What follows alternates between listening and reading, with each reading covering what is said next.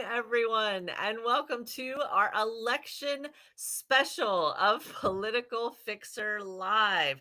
We have a great show for you tonight, and so many things are already coming in. We're getting election results from across the country. Now, if you are just getting involved in politics, don't worry. There is a lot here for you to follow. We're not only going to go over the results of what we're seeing this evening, but we're also going to be talking about who the players are, what the plot lines are, and some behind the scenes of the soap opera drama. If you didn't care about some of these races before, I guarantee you're going to care about them by the time the night is through. You might notice, for those of you that do join us regularly on Political Fixer Live, that we've got a little bit of a different setup here because behind me, in addition to a lot of lights, and if any of my production team downstairs can hear me, a kitty that did manage to open the door and is joining us right now. We have a lot of lights, but we also have a lot of monitors. So you're going to see me looking away a little bit more than usual. We do have our backstory that we're going to go into. We on Political Fixer Live love a good backstory. And we're going to talk about the results as they come in.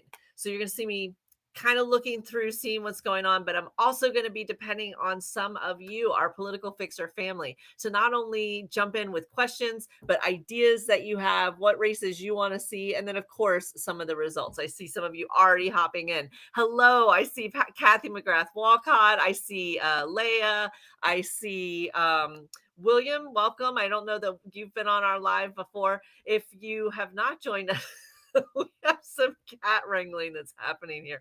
Everyone is welcome, including the cat who has decided that she would like to come in and play around with messing around with all of our lights and papers and things. What's going on behind me is hilarious. Okay, promises to be a festive night for all. Let's dive in with what we're going to be talking about. We are going to be talking about some of the big races that we're covering across the country. Will New Jersey have a new sheriff in town? Republicans seemed to believe that New Jersey had a good chance of flipping red, not just red, but according to 47's description of the candidate running, Jack Ciattarelli, that he was 110% MAGA red. So is that going to happen? Or did Mikey Sherrill, the current congresswoman and former Navy pilot, hold her own? We're going to find out. Then on top of that, we're going to be following what's happening in Virginia. Virginia is considered a bellwether state. It is definitely purple. Did it go red? Did it go blue? And also, what other things are we looking for besides just the top of the ticket?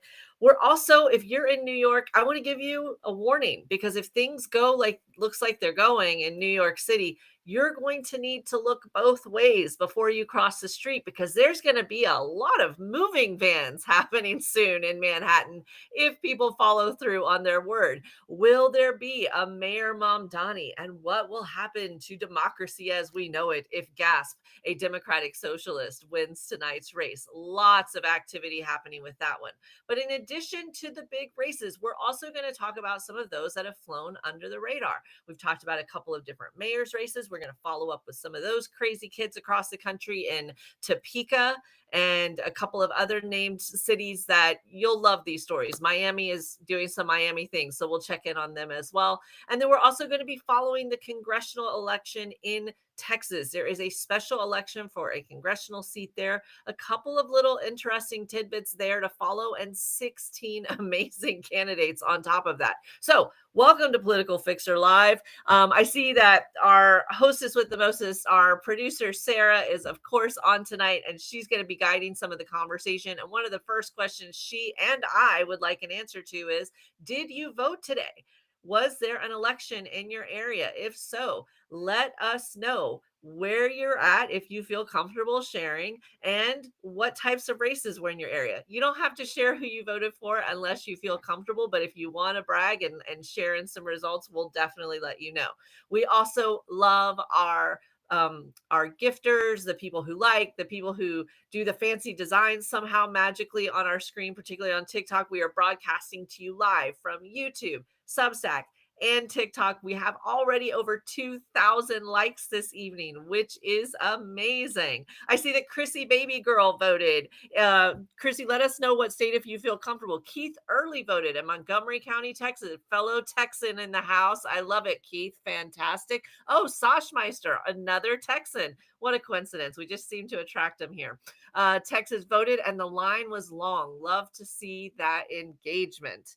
Um, Nancy says, I didn't vote today, but I voted by mail. And yes, yes, yes on 50. That's right. We're going to follow some ballot initiatives as well. Squarefoot Guarding for You says there was no election in her area of Maryland.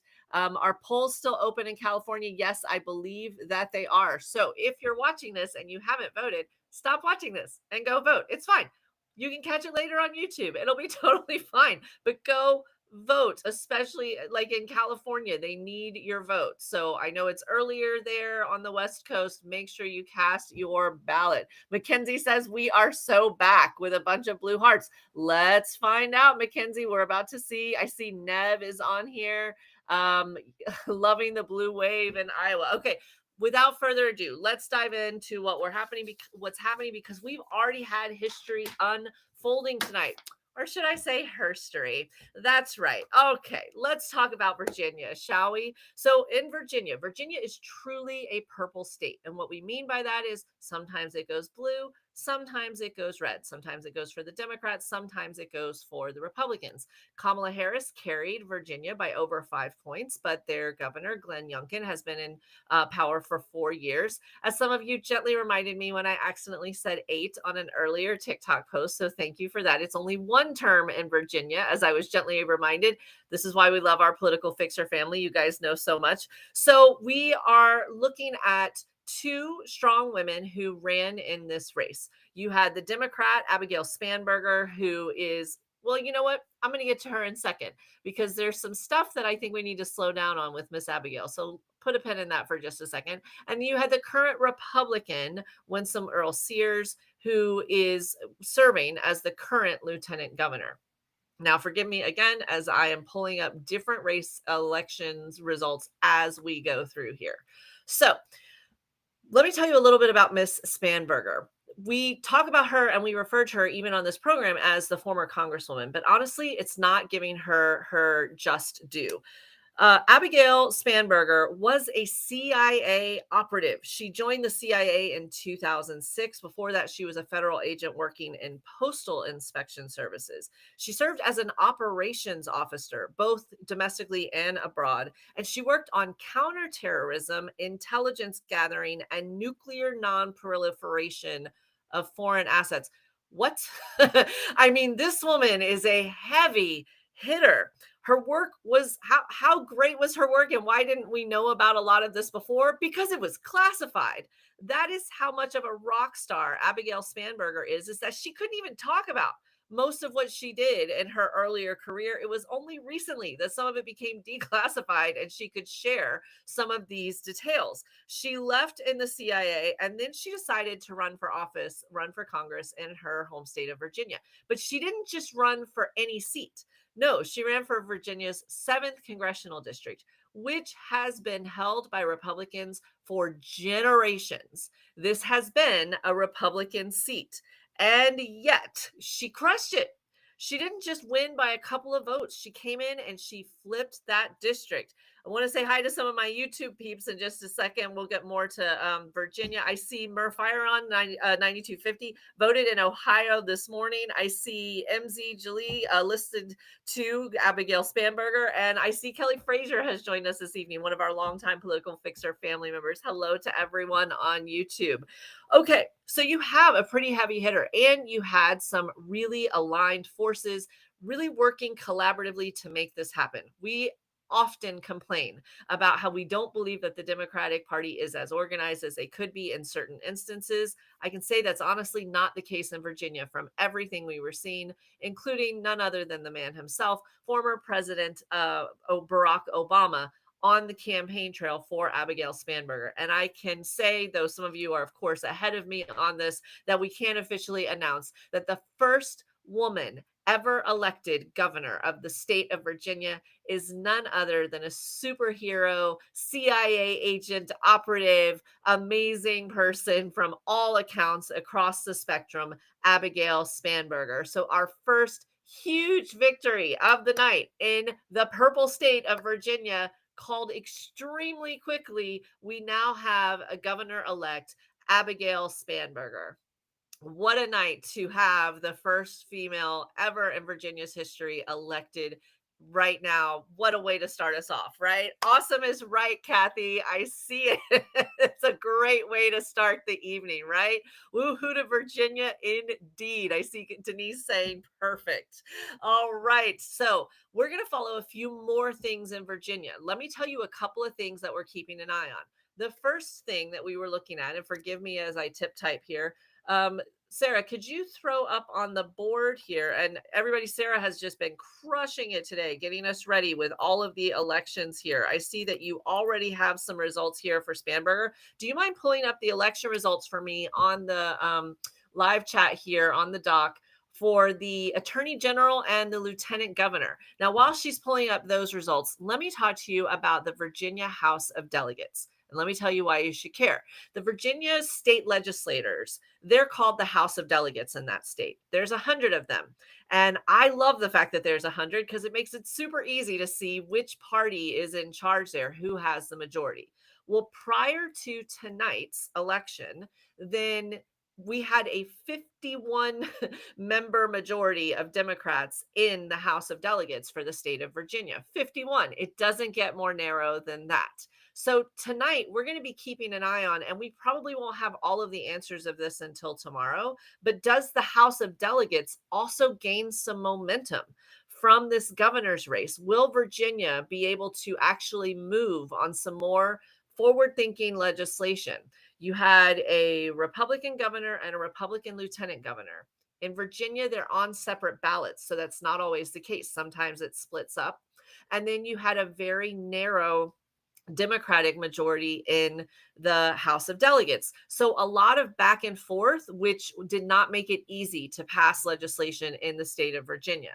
But I'm hearing from Sarah that not only was Abigail Spanberger elected as the governor elect, but the lieutenant governor of Virginia will be Ghazala Hashmi. The Democrat has also prevailed in her election. So there will be a Democratic lieutenant governor in Virginia.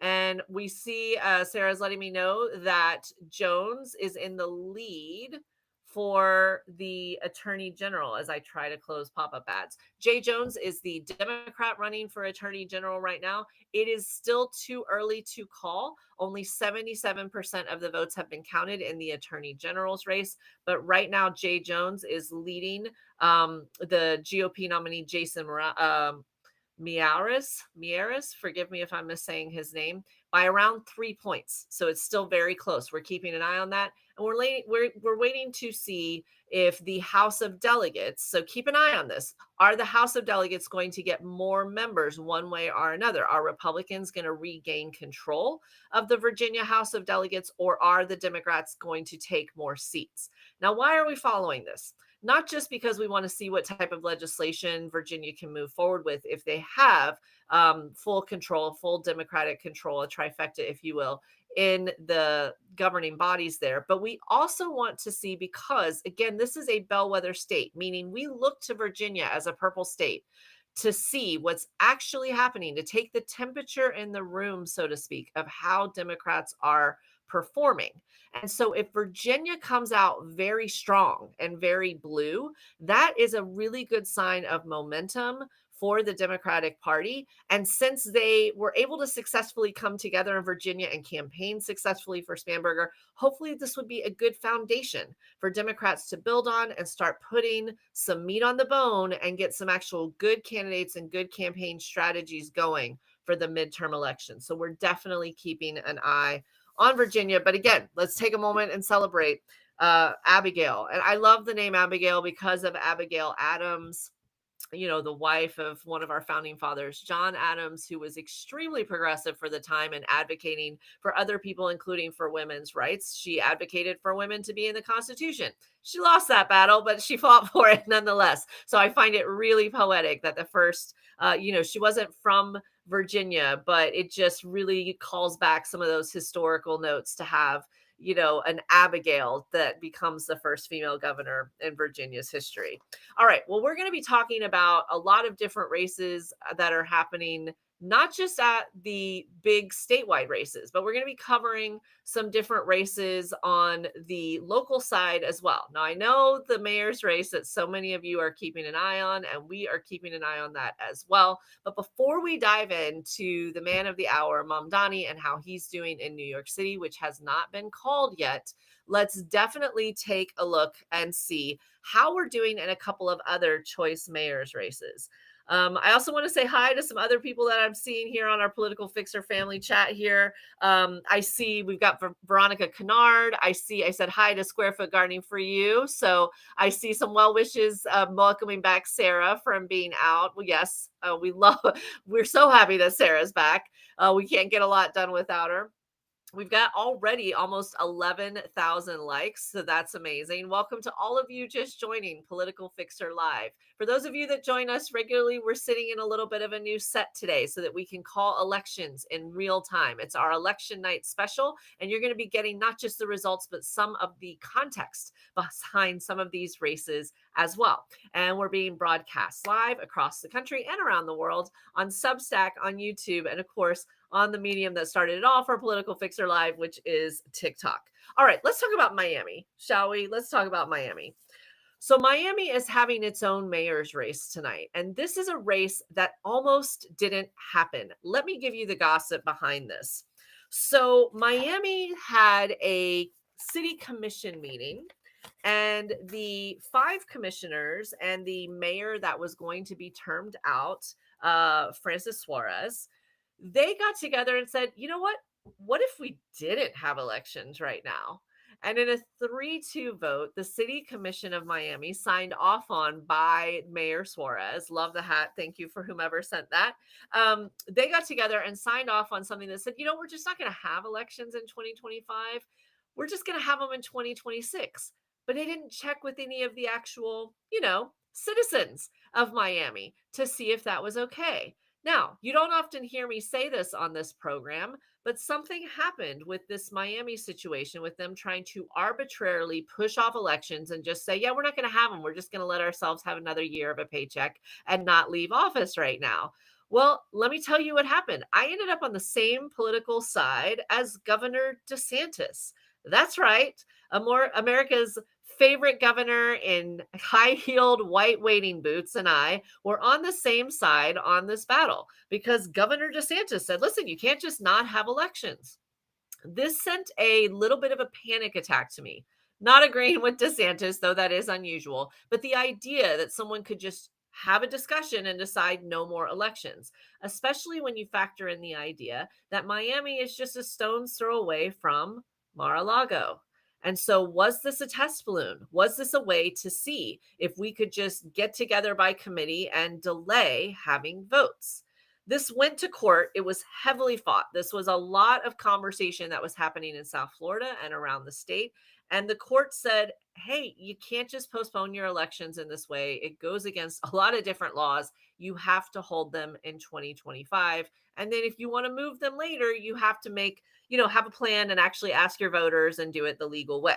So Miami is having its mayor's election tonight under duress, to be honest, if you were to ask the people that are currently in charge.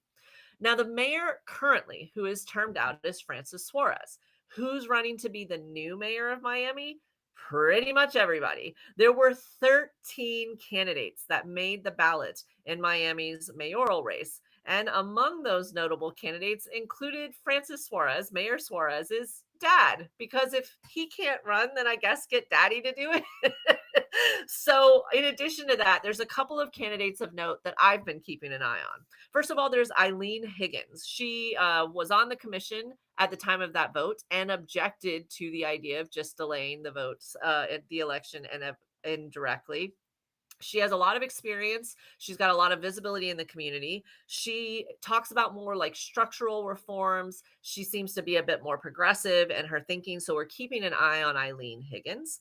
And then Ken Russell, I like. He is a former Miami City commissioner who is looking at affordable housing initiatives. And God love him, he's running on rooting out corruption in Miami politics. So if you if you light a candle, please light one for Ken Russell, who's trying to root out corruption in Miami politics.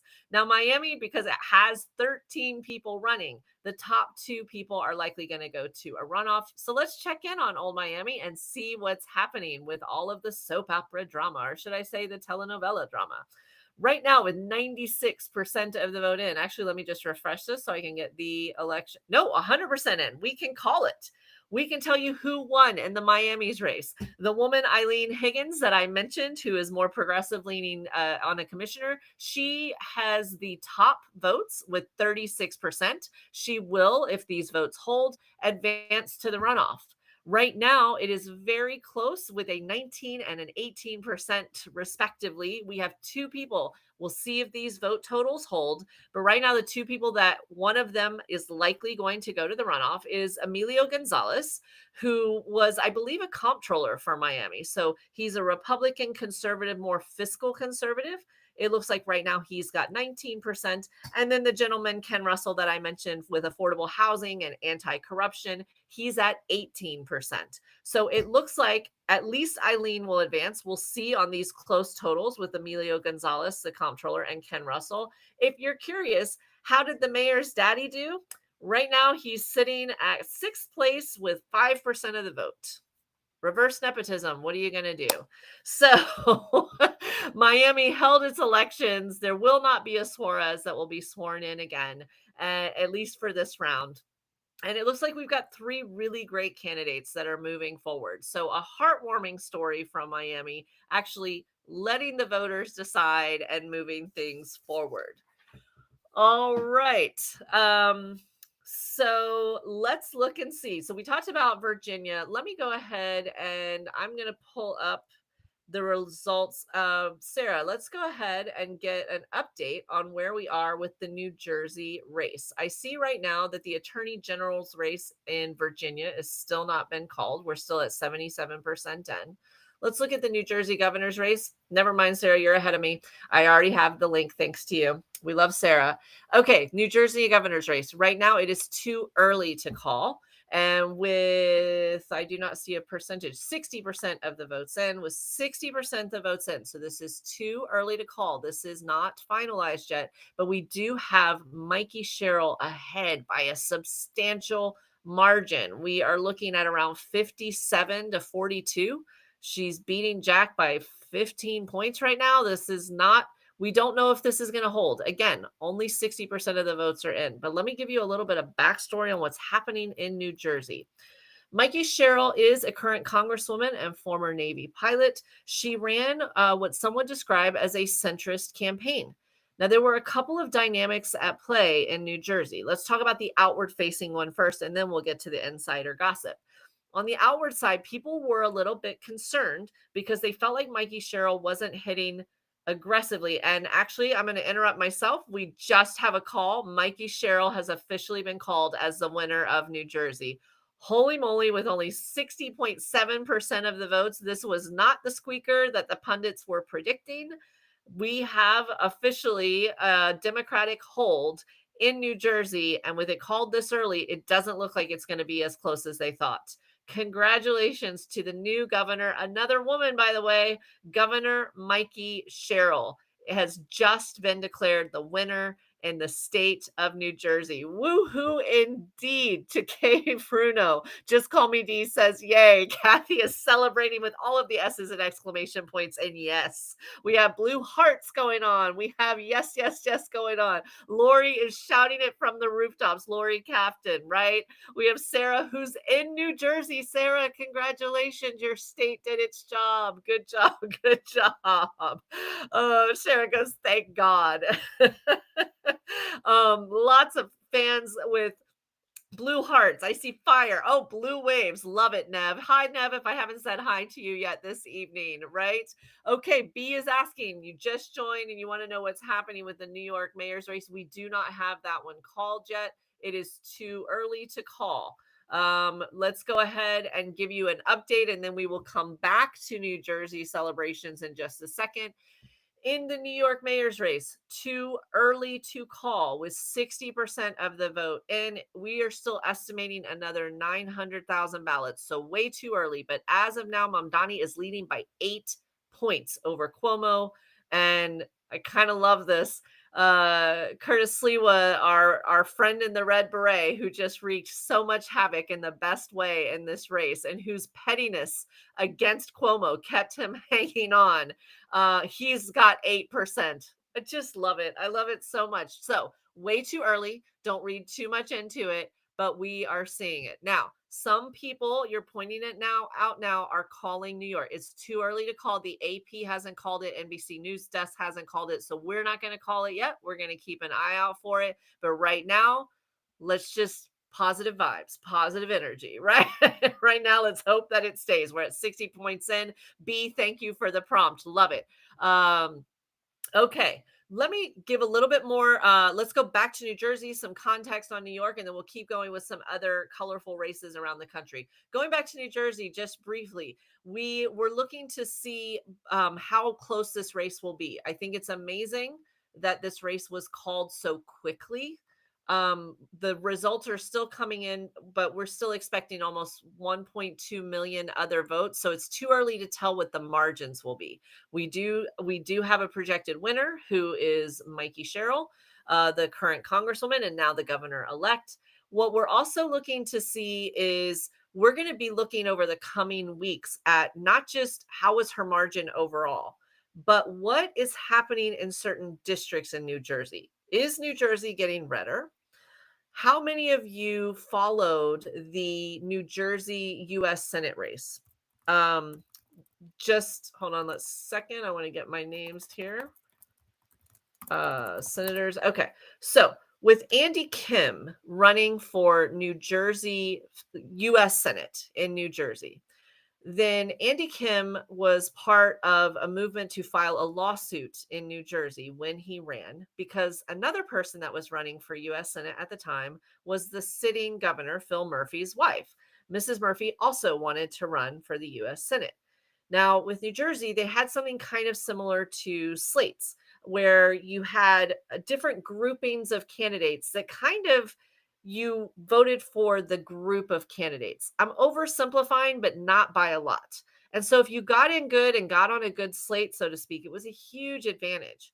Well, why am I telling you this? Because Andy Kim was among the people when he was running for US Senate. It's like, listen, this is not fair. It locks particular voters out of the race before we even get particular candidates out of the race before we even get started.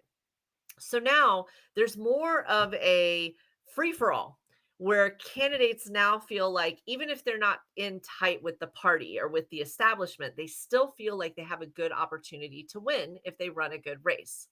What does that mean for all of you? It means that as these congressional races start to happen for the midterms, we're looking at a lot more candidates. It's going to get a lot more competitive in these primaries. And among the races we're going to keep an eye on is District 11, Congressional District 11. Why? Because that's Mikey Sherrill's seat.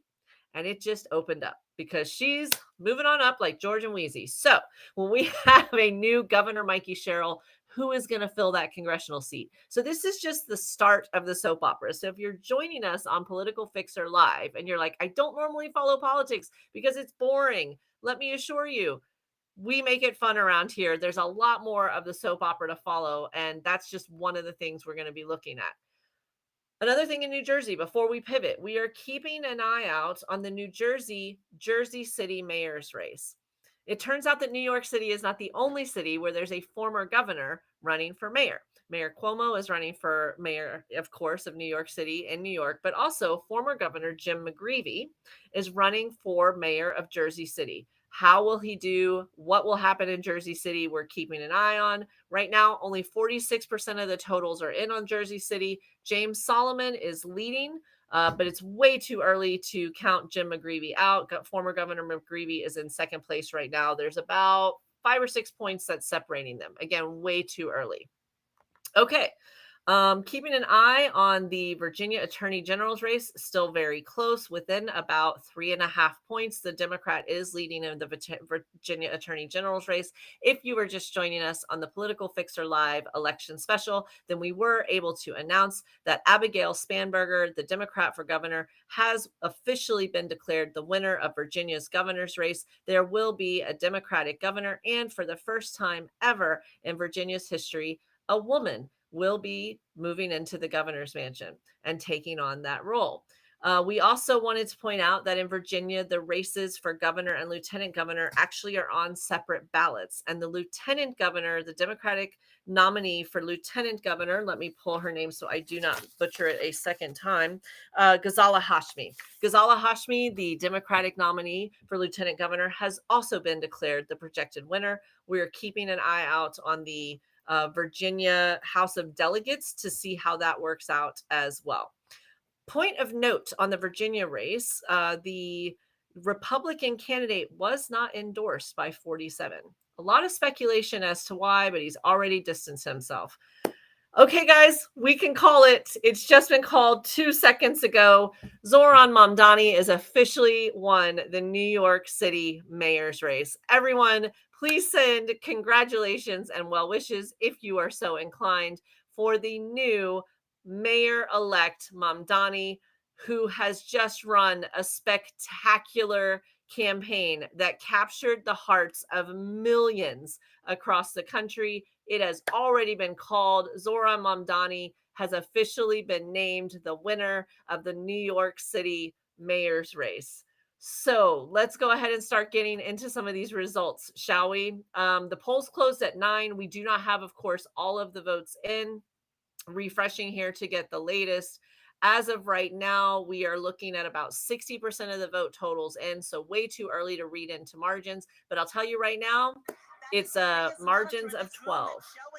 So margin of 12, he's leading Andrew Cuomo by 12. Let me close out his little party here. His results party was in my ear there. So Mamdani is leading by 12 points over Andrew Cuomo. Republican Curtis Sliwa is got about 8 points. It's too early to call the margins, but we can call the race. Both AP and NBC News have officially declared that there will be a Mayor Mamdani, and just not only did he run an amazing campaign in New York. Let me read you a statement. That's a little bit unexpected. Let me read you a statement from none other than the Secretary of State for the state of Kentucky. That's right, the state of Kentucky. Earlier, the Secretary of State of Kentucky posted on social media an official statement. Let me read it for you. He says, "We are getting calls about the polls being closed. They are closed because we do not have elections today. Kentucky votes next year. You cannot vote today in Kentucky for the mayor of New York City or the governor of Virginia. Sorry." So how popular were these candidates? How popular were these candidates? People in other states wanted to vote for them. Okay, let's talk about this. Is it possible that democracy is not dead, but in fact, it's just been sleeping because it's freaking bored? Is that possible? Is it possible that when you get charismatic candidates who are passionate and they defend their values and they speak up for the beliefs and they speak up for other people without apology, and they actually go out and talk to the voters more than they talk to the donors? Is it possible that when that happens, that it works? Have we invented something? Have we invented a new way of campaigning? Because it feels like that. It feels like that. Democracy is not dead. Now, I don't have the final numbers yet here. Too little coffee to be able to run them in my head. But I will tell you this. As of about 6 o'clock, which was 3 hours before the polls closed in New York City, we did get an update from the New York City Board of Elections. And as of 6 p.m., 1.7 million people had cast their vote in the New York City mayor's race. What is the context of that? Well, the last time they ran this race in 2021, it was about 1.1-ish million people. So a huge jump. But just for even bigger context, if this thing breaks 1.9 million, I'm going to give you the number again. We were at 1.7 at 6 p.m. If this thing breaks 1.9 million people, it will have shattered the highest turnout, which was in 1989, in the modern era of politics in New York City's history. And it will be a broad coalition. I don't have the numbers to support who voted yet, but we did see what happened in the primary. Huge turnout in youth, in Gen Z, all the way through not so youth like myself, Gen X. Huge turnout. A lot of turnout in some of the boroughs that normally that vote isn't so highly represented. Diverse turnout. Will we have something similar when it was only 3 candidates on the ballot? That's what we're looking to see. My guess is yes. My guess is this is going to be a diverse coalition. Okay, blue wave indeed. Woohoo. Diamond Mavis says, I'm from New Mexico, but so happy for New York. I see lots of happy emojis. J Robot says National Guard deployed to NYC in 3, 2, 1. Blue hearts here, yay. Square Foot Gardening saying Cuomo was closer than I expected, closer than the markets expected as well. The prediction markets had Mamdani winning by over 20 points. For what that's worth, that's what the bettors were saying. Polls had it all over the board, as polls tend to do. But listen, if this holds at a 12-point margin, I will take it. I was worried it was going to be a squeaker, and then you'd have all of the hijinks of, accusations. Was it fair? Was it not fair? All of that. But this was, again, a shellacking. Kelly Frazier, we need new blood and leadership. I think we're getting it, Kelly. I think you're right. I think we're seeing people, and it's not just about age. There's a lot of people of different ages that come to the table with fresh ideas and a fresh perspective, right? Virginia is blue, that Gen X girl. Correct, correct, correct. Texas, very happy here. Double digits. So fantastic. Love how many people care about the New York City race. Ciso, welcome to Political Fixer Live. New Jersey's governor's race has just been called, and Mikey Sherrill has officially been named the winner. Democrat Mikey Sherrill, former congresswoman and also former Navy pilot, has officially been declared the winner of the New Jersey governor's race. We do not have a margin yet. It's too early to say. Right now, she's leading by about 15 points, but it's way early. We have 1.2 million votes still outstanding. So we don't know what the margins will be, but we absolutely know who the winner will be based on what we're seeing so far. NBC News Desk, as well as AP News, which is who we're relying on this evening to call these things, they have both called this for Mikey Sherrill. So it looks like there will be no MAGA takeover of New Jersey. We were also able to call the Mamdani race officially. And right now we're keeping an eye on that margin, but he is officially the projected winner. We're keeping an eye on some other fun races as well. We talked a little bit about the Miami mayor's race. I want to pivot to another mayor's race, and let me tell you why. We talked about this race in August during the primary, and I have a fun update for you. So if you were not listening on that episode of Political Fixer Live, first of all, what were you possibly doing that was more fun than this? But I'll forgive you. We covered this race in Topeka for mayor. Kansas is a very interesting state as well with its electorate, and we had a lot of people running. Well, the top 2 candidates emerged, and the runoff was tonight. Let me give you a rundown of who our candidates are. In one corner, we had Spencer Duncan. He is a lifelong Topeka, Kansas resident. So we're talking about the Topeka mayor's race in Kansas. A lifelong Topeka resident, current city council member. He runs a government relations and investigative firm. And on the campaign trail, he spoke out about affordable housing, lowering property taxes, and a stronger alignment between the government and the residents it is supposed to work for. That is Spencer Duncan. On the other side of the ticket was Henry McClure. Again, we're talking about for the mayor of Topeka. Henry McClure is a real estate developer. And according to the newspaper of record in Topeka, the Topeka Capital Journal, Henry McClure posted a number of things on X, including photos of partially clothed women, claims that former President Barack Obama isn't actually black, transphobic comments, and reposts from self acclaimed white supremacists. And when asked about these things that he posted, Henry McClure said he, quote, likes to poke fun. It's so difficult to know who we're rooting for in this Topeka, Kansas mayor's race. So these are the two gentlemen running to run for the mayor's office, the mayor's position in Topeka, Kansas. We have Spencer Duncan, the guy talking about affordable housing and lowering property taxes, and Henry McClure, who's talking about racisms. So where do we stand on the Topeka mayor's race? Well, as of now, and this is not finalized, but as of now, Spencer Duncan is leading. The guy that is our affordable housing guy, Spencer Duncan, is leading Mr. McClure by 52 points. That's right, 5-2. I don't mean that Spencer Duncan has 52% of the vote. I mean Spencer Duncan has over 70% of the vote, and he is leading by 52%. So, if you want some other positivity on tonight's election results, then there's a lot of stories out here, not just the top stories that are getting coverage. Let's give a particular note of thanks to anyone out there who voted in their local elections, including all of you. If you voted in your local elections, we want to hear from you. The top of the ticket races are important, of course, but as you just heard with this example, so it's vitally important in so many of these communities that you show up. So definitely seeing some more good news. I see Jeep Mama 84 saying we needed this boost of good news. You're right, Jeep Mama. This show has been tough lately to try to find some positivity. Tonight is not one of those nights. We've got nothing but sunshine so far. Let's keep it moving. Thank you to everyone who voted. Indeed, Square Foot Gardening for you. All right, so we've covered the Topeka mayor's race.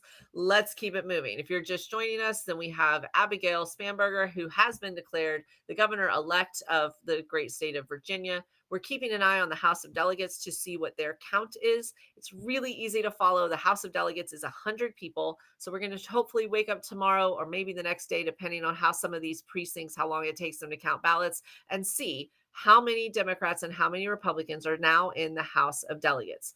Now, you should care about this even if you're not in Virginia, because Virginia is a bellwether purple state, and we want to see what kind of momentum we're talking about. It's not always 100%, but it's usually a really good indicator on what's to come for both parties.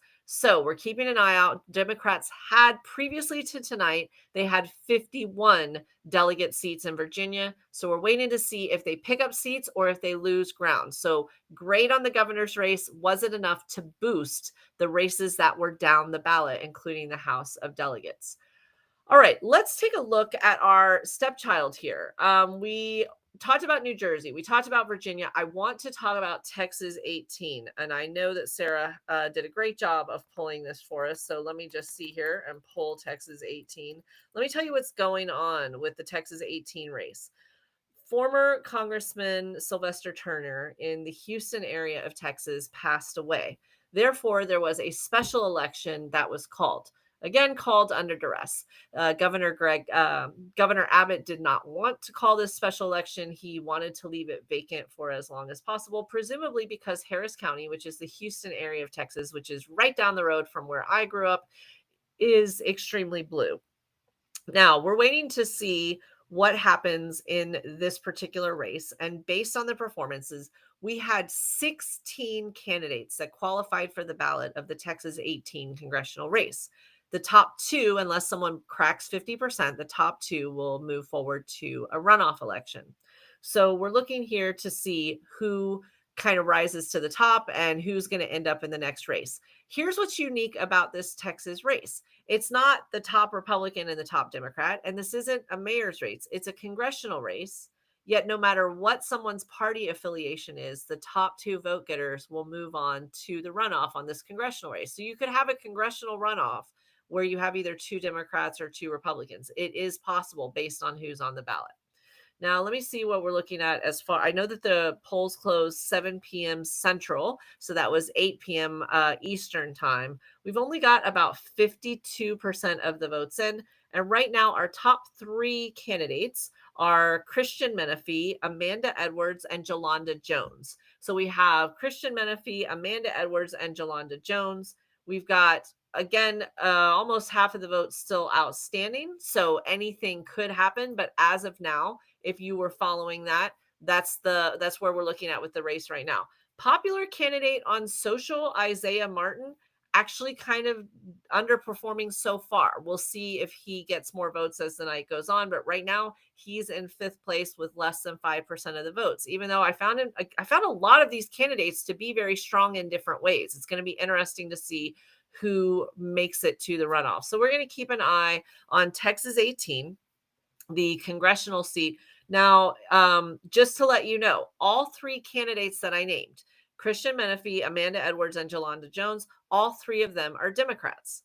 The Republican, the strongest contender on the Republican side of the ticket, though she was on the same ballot, Carmen Montiel, she's currently in fourth place. So right now we're waiting to see if there even will be a Republican on this ballot. This is again in the Harris County, Houston area of Texas for a congressional special election. We've got 50% of the votes still remaining, way too early to make any suppositions right now. But if this holds, big if this holds, then we will definitely have a Democrat that holds that congressional seat because a Republican would not even make it to the runoff. So that's another one to keep an eye on, is to look at Texas. I've got a lot of people that are still there. I just saw some of them recently. I was there for a class reunion. No, you don't get to ask how many years. And I just saw some people there that were working on this race, and I know working really hard.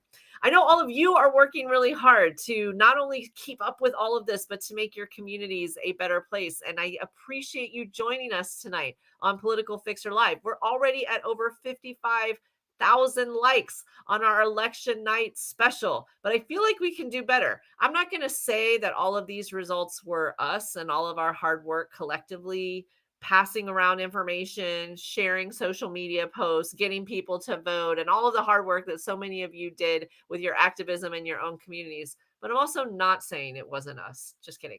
Okay, but we do deserve a little bit of a victory lap here. So let's definitely make sure that we talk to each other about what you're most excited about tonight. We don't often have a super positive show with all of the news going on. And also, what other races are you following?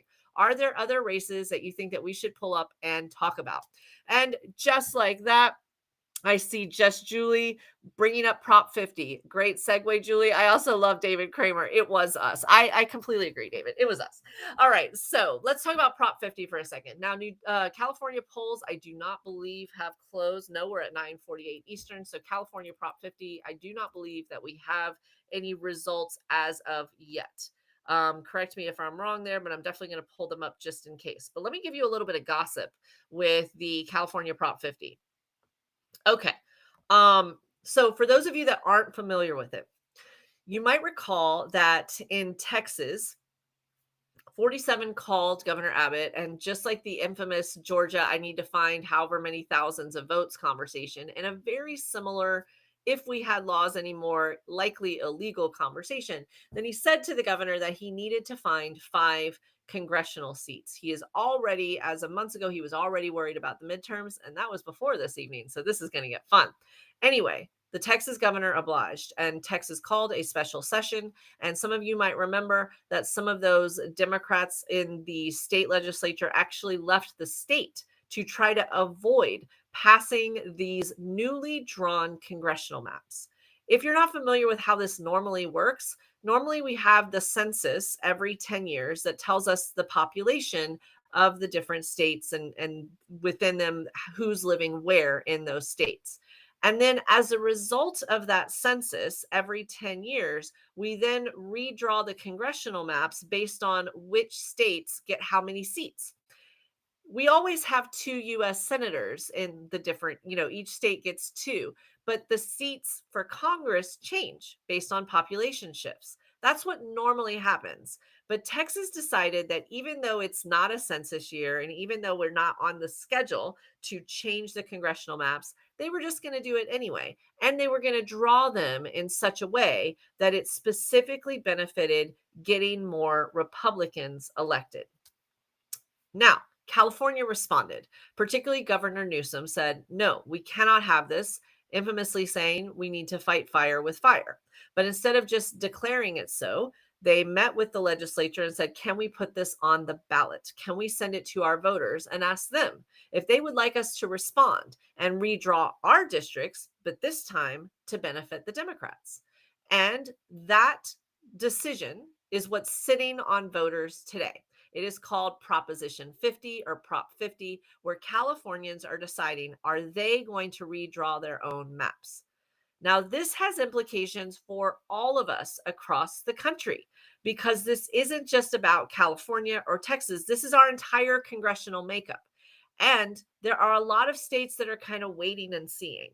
If California is successful, if California passes Proposition 50 and they decide to redraw their maps, then you can bet that a lot of other states on both sides of the aisle are going to start rushing through their own plans. And this is going to be a midterm election like nothing we've ever seen before. Now, we've gotten a lot of reports on the ground. Let me give you a couple of them as we're waiting to see if these results are going to come in quickly for Proposition 50 or not. Let's start with the news that we had with a story that was broken by Politico, actually. Politico broke a story saying that California Republicans, and this was, let me look at the date. This was as of a week ago. As of a week ago, the California Republicans who opposed Proposition 50, Prop 50, the one to redraw the districts, they were already retreating from this. Donors were saying they weren't going to sink any more money into it. The people that led the opposition were already starting to point fingers and blame each other for a loss that hadn't even happened yet. So, what were they looking at? Why were they all getting freaked out already? Because the polling that we saw had Proposition 50 leading by around 12 to 14 points, meaning there were way more people that were saying, yeah, we're going to fight fire with fire, even though those same polls said they didn't like having to do it. They didn't like redrawing it, but again, different times, different tactics. This is, again, uncharted territory for us as a democracy. This is when the gamesmanship of politics that used to be, backroom deals and behind the scenes conversations, we're now seeing it come out into the world. And now all of you are being asked and really tasked with the responsibility of protecting and preserving our democracy and shaping what it's going to look like in the future. Very strange, but what I am happy to report is that you all are stepping up to the challenge, because not only are we seeing great results tonight in some of these elections, but we're also seeing great turnout. And anytime you see this high level of participation, we all win. We absolutely all win. Okay, so let's look here and see what we're talking about here. We've got a few minutes before those polls close in California. Sarah, if I could get you to check something for me, or I could ask all of you, you all usually know more than me on these things. Do the polls actually close at 7 California time, or do they close at 8? I just want to confirm that because the AP is not giving me that information. All right, updates here on some stuff. Let's talk about some margins. On the Virginia race, with the race being called and now 86% of the votes in, if you're looking for the margin here, was not even close. Abigail Spanberger, as of 86% of the votes coming in, it could change over time, but right now she not only has been declared as the Democratic winner and the first female governor in Virginia's history, but she is leading by over 13 points over her Republican challenger, the current Lieutenant Governor Winsome Earle-Sears. So 13 points is a lot. If you're not someone that normally follows this stuff, really anything over 5 in politics is counted as a lot. If there's something that's over a 5-point margin, that's considered huge in politics. So when you're talking about 13 points, Think of it more in the frames of baseball score instead of football score. If somebody beat someone by 13 runs, it would be a whole heck of a lot. If they beat them by 13 points on the football field, maybe not so much, right? So think of it as a baseball score. 13 points is a lot. So that is our current margin on the governor's race in Virginia. On the lieutenant governor side, holding again, not as big of a margin. You would expect that on a down ticket race. But again, the Democratic nominee has been declared the projected winner, Ghazala Hashmi, and she is currently leading with 86% of the votes in by about 9 points. Let's talk about what happened in New Jersey. Let's see, we're still keeping an eye out on that Jersey City mayor's race, but so far we don't have anyone called on that. I'm just double checking my own stuff here as of now. 52% of those votes, and we might not get a call on that. It looks like that's going to take a little while. Speaking of mayor's races, let's talk about the New York City mayor's race. Let's get the updated variation on these results. And right now, how many votes do we have? And we have 85% of the vote totals in the New York City mayor's race. And right now, Mamdani's holding strong with a 9-point lead. There's still 15% of the votes that we're expecting, but we're not expecting that gap. I mean, it could close a bit. I'm not expecting it to close by too much. So again, we have a projected winner of Mayor-elect Zohran Mamdani in New York City. And by right now, with 85% of the votes coming in, he is leading by 9 points. Looking at the New Jersey governor's race, that was supposed to be close. We pulled polls from this Monday morning. We pulled the latest polls, and they had it within anywhere on the New Jersey governor's race between a 7-point margin and a 1-point margin. Everyone was freaking out in New Jersey. I've done a lot of work in New Jersey politics. I have a lot of friends up there. I'm telling you, they were freaking out. And yet, Mikey Sherrill, as of now, was 78% of the votes. And not only has Mikey Sherrill, the Democratic congresswoman and veteran, not only has she been declared the winner, but she is leading by over, again, 13 points. So, wow. I see a lot of messages coming in here. Polls close at 8 p.m. Pacific time. Okay, so we might not get to call Prop 50 here. Let me tell you some other stuff that we've been seeing. We saw a lot of hijinks in California. We heard about different bomb threats that were being called in at some of the polling places. We saw some of the National Guard stuff. There was some talk that they were going to be monitoring some of the polling places. No confirmation that that actually happened, by the way, that I saw, but this idea of voter intimidation in California, I don't believe that it had an impact on turnout from anything that I've read on the ground today. I still think there's going to be a healthy turnout in California, but we talk about this being kind of the kind of what to look for in the predictions of midterms, what we're seeing with trends in this country. But this is also kind of a dress rehearsal for midterms for all of us. How many people are going to show up? Are people going to come in even when they are under duress or they are threatened? Candidly, are they going to come in even more so if they're told that they're not allowed to do so? Susie B pointing out there were bomb threats in New Jersey too. I saw that, Susie B. Last I saw, there were over 5 locations with bomb threats in New Jersey. There's got to be a new type of law that we pass there. I don't know what the solution is, but like keeping the polls open for longer if that happens, or into the next day, something to where there's a penalty that is not penalizing the voters who are trying to get access and just exercise their right to vote. We've got to address that because that was definitely a factor in Georgia. Kathy saying, I'll show up. Kathy, I know that you will. BB with the blue hearts, right? Speaking of hearts, we're at already almost 73,000 likes on this Political Fixer Live, the election special edition. We briefly talked about the Miami mayor's race because they were trying to delay that. And right now it looks like we're going to get a final total on these results. We know that a more progressive commissioner, Eileen Higgins, it looks like she's definitely going to be in the runoff for Miami City mayor. Keep in mind, this was a Republican held mayor seat prior to this. The Republican mayor, Francis Suarez, had termed out. So Eileen Higgins, presumptively a Democrat, though I would fact check that if I were you. But my understanding is she's a Democrat. It's technically a nonpartisan race. More progressive for sure. She's got 36% of the vote, so she will advance to the runoff unless something dramatic happens, because this is 100% of the votes. And then Democrat Ken Russell and Emilio Gonzalez, Republican, they are neck and neck with 18 and 19 points respectively. So we don't know if it's going to be a Democrat-Democrat matchup or a Democrat-Republican matchup in the runoff. So that runoff, if you're curious, is December 9th, as is the runoff for the Texas special election. That is also, I believe, going to be in December. Right now, we still do not have nearly the number of votes in that we need. We've still only got 52% of the votes. But the top leading candidates so far in the Texas 18 special election are Christian Menifee, a Democrat, Amanda Edwards, a Democrat, and Jolanda Jones, a Democrat. In fourth place is the leading Republican, Carmen Montiel. She is in fourth place right now with about 6.5% of the vote. But again, half of the votes haven't been counted yet. So I would not get too comfortable with any of the Texas results. You all are asking about California Prop 50. We will not get those results in the next few minutes. It looks like that's for the night owls only. We'll definitely record something and give you guys an update later.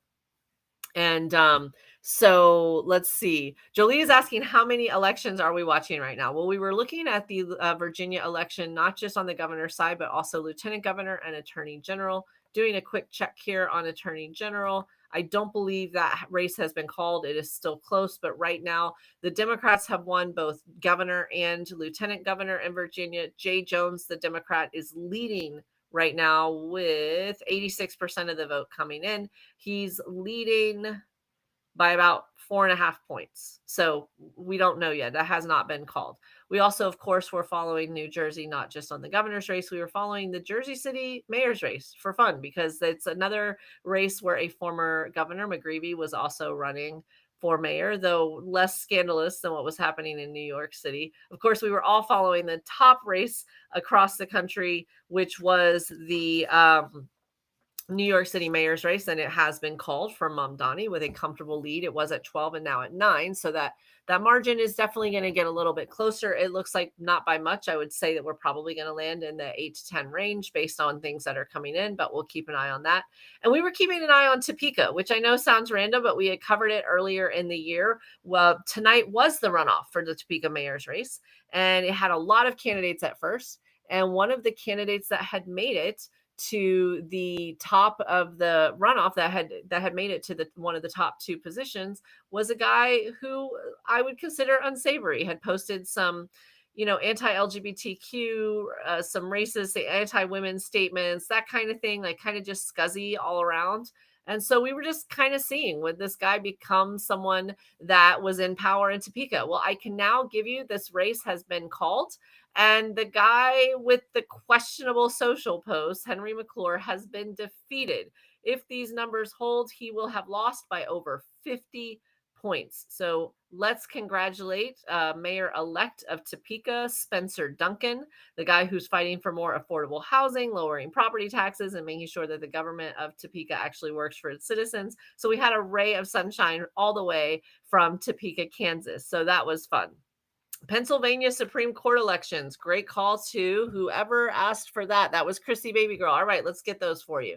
Let's see where we are with the Pennsylvania Supreme Court elections. So with this, the Pennsylvania, what they call the Superior Court, they were running the justices were up for re-election, and Democrats were asking that those justices be retained.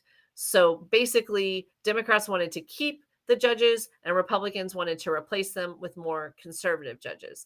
Why should you care? Because at a state level, when you have those Supreme Court, or what they call Superior Court justices, a lot of times these are the people that get involved when there's questions about voting and elections and the processes with that. And Pennsylvania is a swing state. And so in the interest of free and fair elections, it's usually not helpful to have someone that's like an election denier that's on the bench. So that's why we were looking for that. So Superior Court elections, let's see where we are.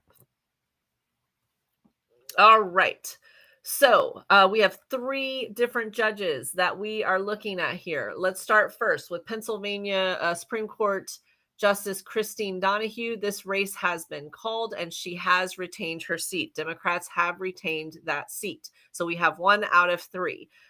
Pennsylvania Supreme Court Justice Kevin Dougherty. He has officially been called. He has retained his seat. So Democrats officially maintain at least 2 of the 3 Supreme Court justice seats, what they call the Superior Court seats. Now let's go to the 3rd seat, Pennsylvania's David Wecht, who has also officially, as of just a few moments ago, been called. He also retained his seat that was a landslide, 62-38. So in a fantastic victory for Democrats in Pennsylvania, and I would argue justice writ large, then we are holding all 3 seats in the Supreme Court of the state of Pennsylvania. So more good news. Would anyone like to play the lottery this evening? Because I feel like now would be the time to do you have lucky numbers? Would you like to share them with the group? Because this has been a great night so far. I see a lot of congratulations. Edgardo Ramos with some claps, some yeses from Square Foot Gardening. This was very important. I agree, ILS Wellness. Jolie with a yay. Jolie, thanks for teeing up the question. Very important there. Homebody with some blue hearts here. Congratulations to Pennsylvania. Allison Martin. Absolutely. Yay. Let's go. What a great night so far. So if you have, whatever you've been doing, whatever your ritual is for good luck to make these types of things happening, including your ritual of sharing information and asking people to vote.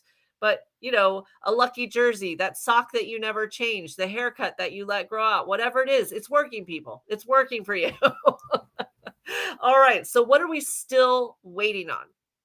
We are waiting on the California Proposition 50. Those polls have not closed. That is a redistricting ballot initiative. We are still waiting to see who the nominees are going to be for the Texas 18 special election congressional, to see it looks like right now it could be 2 Democrats in the runoff for that congressional election seat. Another positive news story that I'm just now getting from NBC News is that Colorado passed a little known measure that was on the ballot for a specific tax that would be allocated to funding more school meals for children.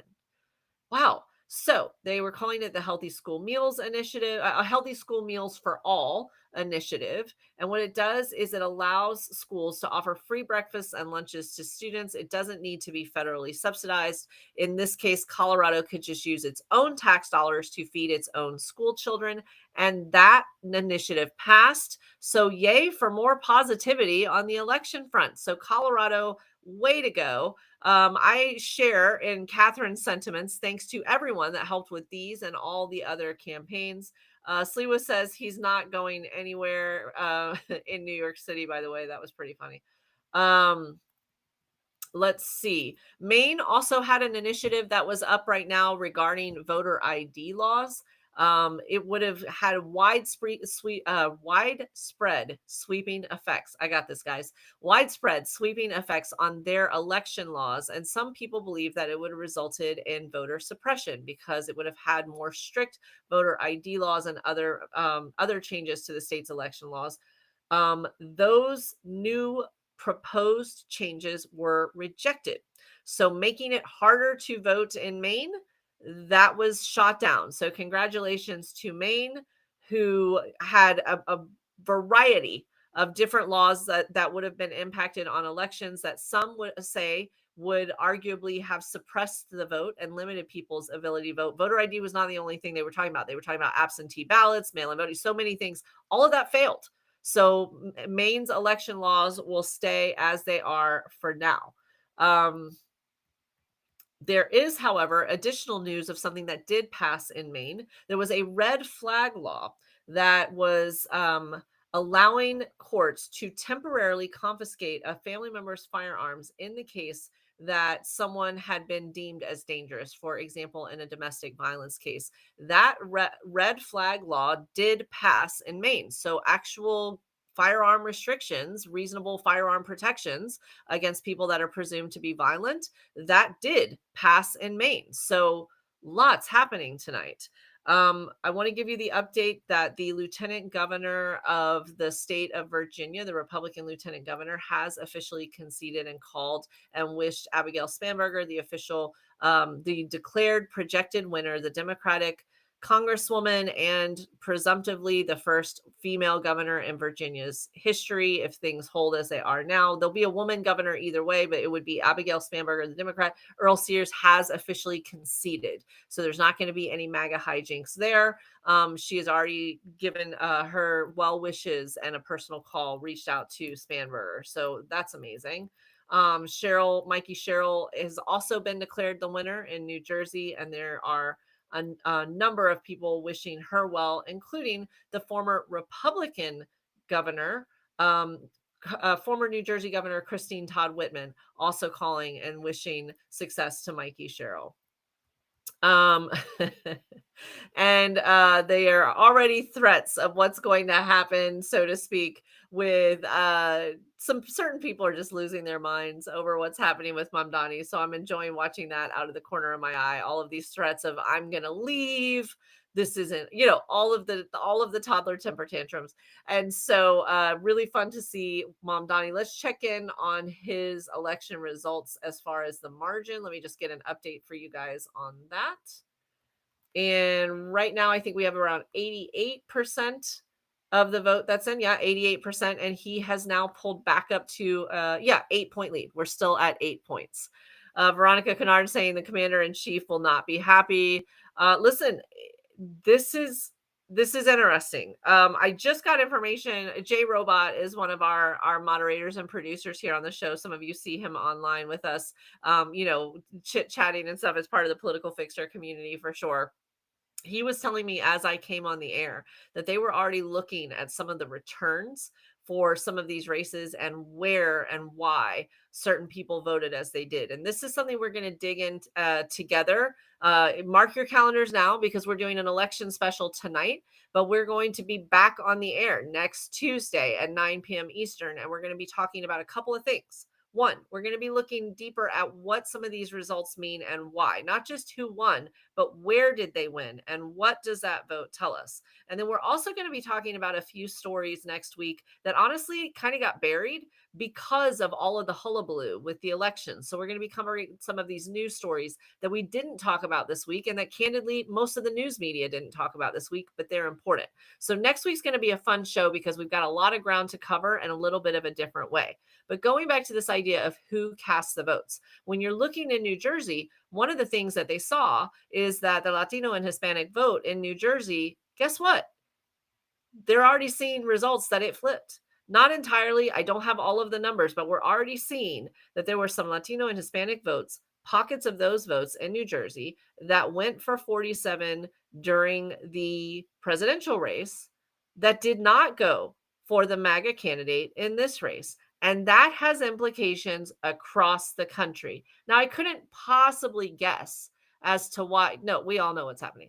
So we all know what's happening, right, with this population. And they were flat out lied to, right? There was a population that was used. They were lied to. They were made to feel like they were important on the campaign trail. And they were told, no, it's just going to be the criminals that we treat a certain way. And this will make your family safer. And this is going to make it better for those of you who came to this country legally, or for those of you who are of Latino or Hispanic descent that have already been in this country. You absolutely don't need to worry about this. And they were absolutely lied to. And now communities are reacting, and we're seeing it at the voting booth. And so we're not the only ones that are going to pay attention to this, right?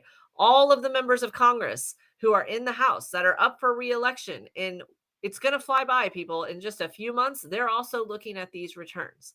So here's some things for you to keep an eye on as we celebrate tonight. But definitely, stay vigilant. And here's what I want you to look for. I want you to see if rhetoric starts to shift. Do positions start to shift? Are we going to start to see more give, for example, in this government shutdown? Because this is a sweeping victory. If California passes Prop 50, which we do not know, it's too early to say because those polls haven't even closed yet. But we're talking about coast to coast victories for Democrats, and not just Democrats, progressive Democrats, a democratic socialist in one situation, right? With the New York City mayor's race. We read accounts all day of how leaders in Europe have been placing phone calls to Mamdani, asking him for how they can campaign in a similar way. So the first thing you're looking for is on the Republican side of things. Does their tone shift? Do they start to look at these results and say, uh-oh? That's the first thing you're looking at. The second thing that you're looking at is, does the Democratic tone start to shift? Do they start to get more comfortable talking about issues that are not poll tested to death? If I hear the word kitchen table, like that phrase one more time, I'm going to scream. It's not that it's not important, but they've been very hesitant to talk about certain things, like what's happening with ICE, what's happening out in our communities, what's happening with, the National Guard being deployed. A lot of them have been very hesitant to talk about these certain issues. They've been wanting to stick to the quote unquote economic issues.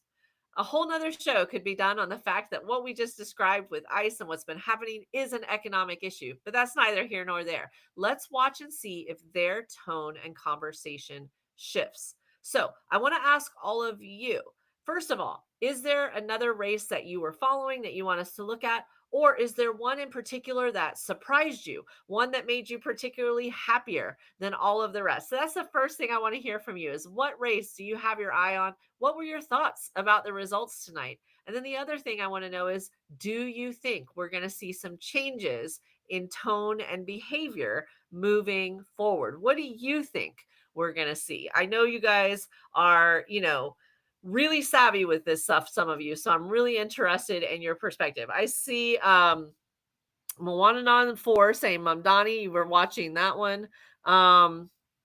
Cynthia Johnson bringing up a great point. The Democrats didn't have to talk about these issues because the people were speaking. Love that.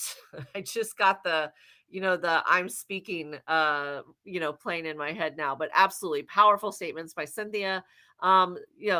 CN or CIN, sorry, I can't see. Oh, there's Sid said, Mamdani, Janine York is saying Prop 50 is the most important thing that she is watching. Jamil was looking for a blue wave overall. Well, Jamil, hope you got your wetsuit on, because we definitely got that. Everything. We're not just talking about wins tonight, people. We are talking about margins, and we'll go over those margins again because we still got votes coming in, but this was not close. And that says something. Also, the turnout, from everything we can see, and we'll be sorting through all of this in the days and weeks ahead, high turnout. Also, think about that. Like, I'm going to read more of your comments in a second, but listen, you've got everything they've thrown at us: the cynicism, the nothing you say matters, we're all powerful, the visions of armed military people in the streets, this idea that no matter what you say, nothing matters because we control the law, we are the law, we're above the law. Every cynical, scary, awful thing they could have thrown at the American people, they did, including ripping down a piece of our history, with the East Wing of the White House. They tried everything. And what happened? According to Cynthia, the people are speaking, right? Love that. Love what's happening. Blondie says that Mamdani made her very hopeful. Same. Jamie says it's still hard for me to be optimistic. You know what? I find, Jamie, that when I am not optimistic, I just, if I can't look up, I look down and get to work. Sometimes it's like, okay, I can't fix this. What's the little tiny thing that I can do? And it could be an election, but right now, with everything going on and with SNAP set to expire, maybe it's volunteering at your local food bank. Maybe it's doing some extra hours at a service of whatever issue matters to you. Sometimes that gets me out of my funk because I don't need to be optimistic. At least I'm doing something to help. And I know so many of you do so much of that all the time. Gosh, the comments are coming so fast. Curious One wants us to know that a Democratic mayor just won in Greensboro, North Carolina.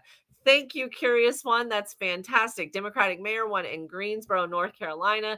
The Democrats continue with that blue wave, Jamil. Beagle Dogs 21 says blue tsunami is more like it. Let's see. Cautiously optimistic, according to Jolie, but fully expect a lot of tantrums. Listen, there's going to be ketchup on the walls tonight. We all know it, but I'll take it.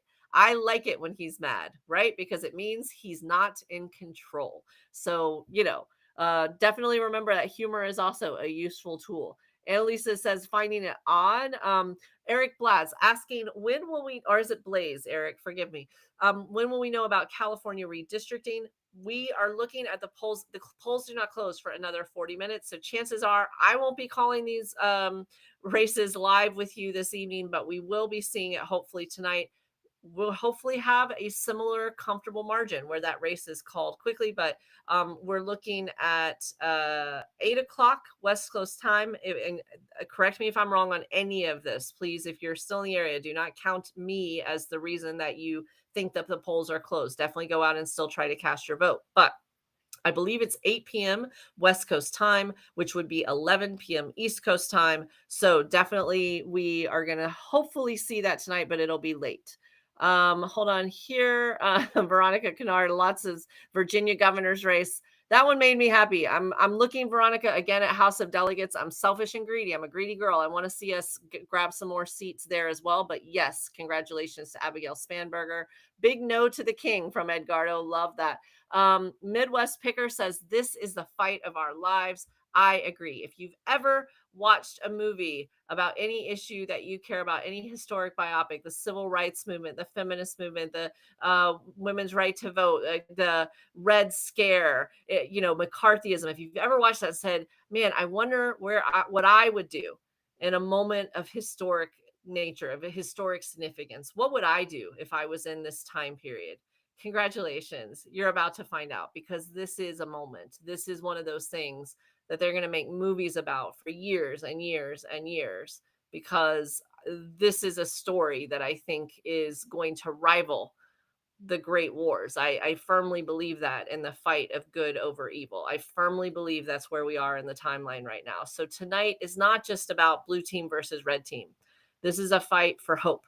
This is a fight for us to get energy in our gas tanks so that we can keep going against Lord knows what we're going to read about tomorrow and the next day and the next day. This is reminding us that even though it got really, really dark for certain people, particularly certain marginalized groups that have just been absolutely targeted and vilified, including the trans community, the immigrant community, Black women in particular, the disabled community, government workers, blue collar workers that were promised certain things in their communities, families that are relying on different benefits to feed themselves. Like, so the list goes on and on and on of the communities that have just been beat up on. And yet we got up off the mat.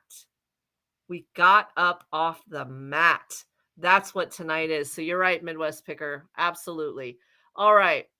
See a lot of blue wave. Love this. Very hopeful with Mamdani. I agree with you, Sasha Meister.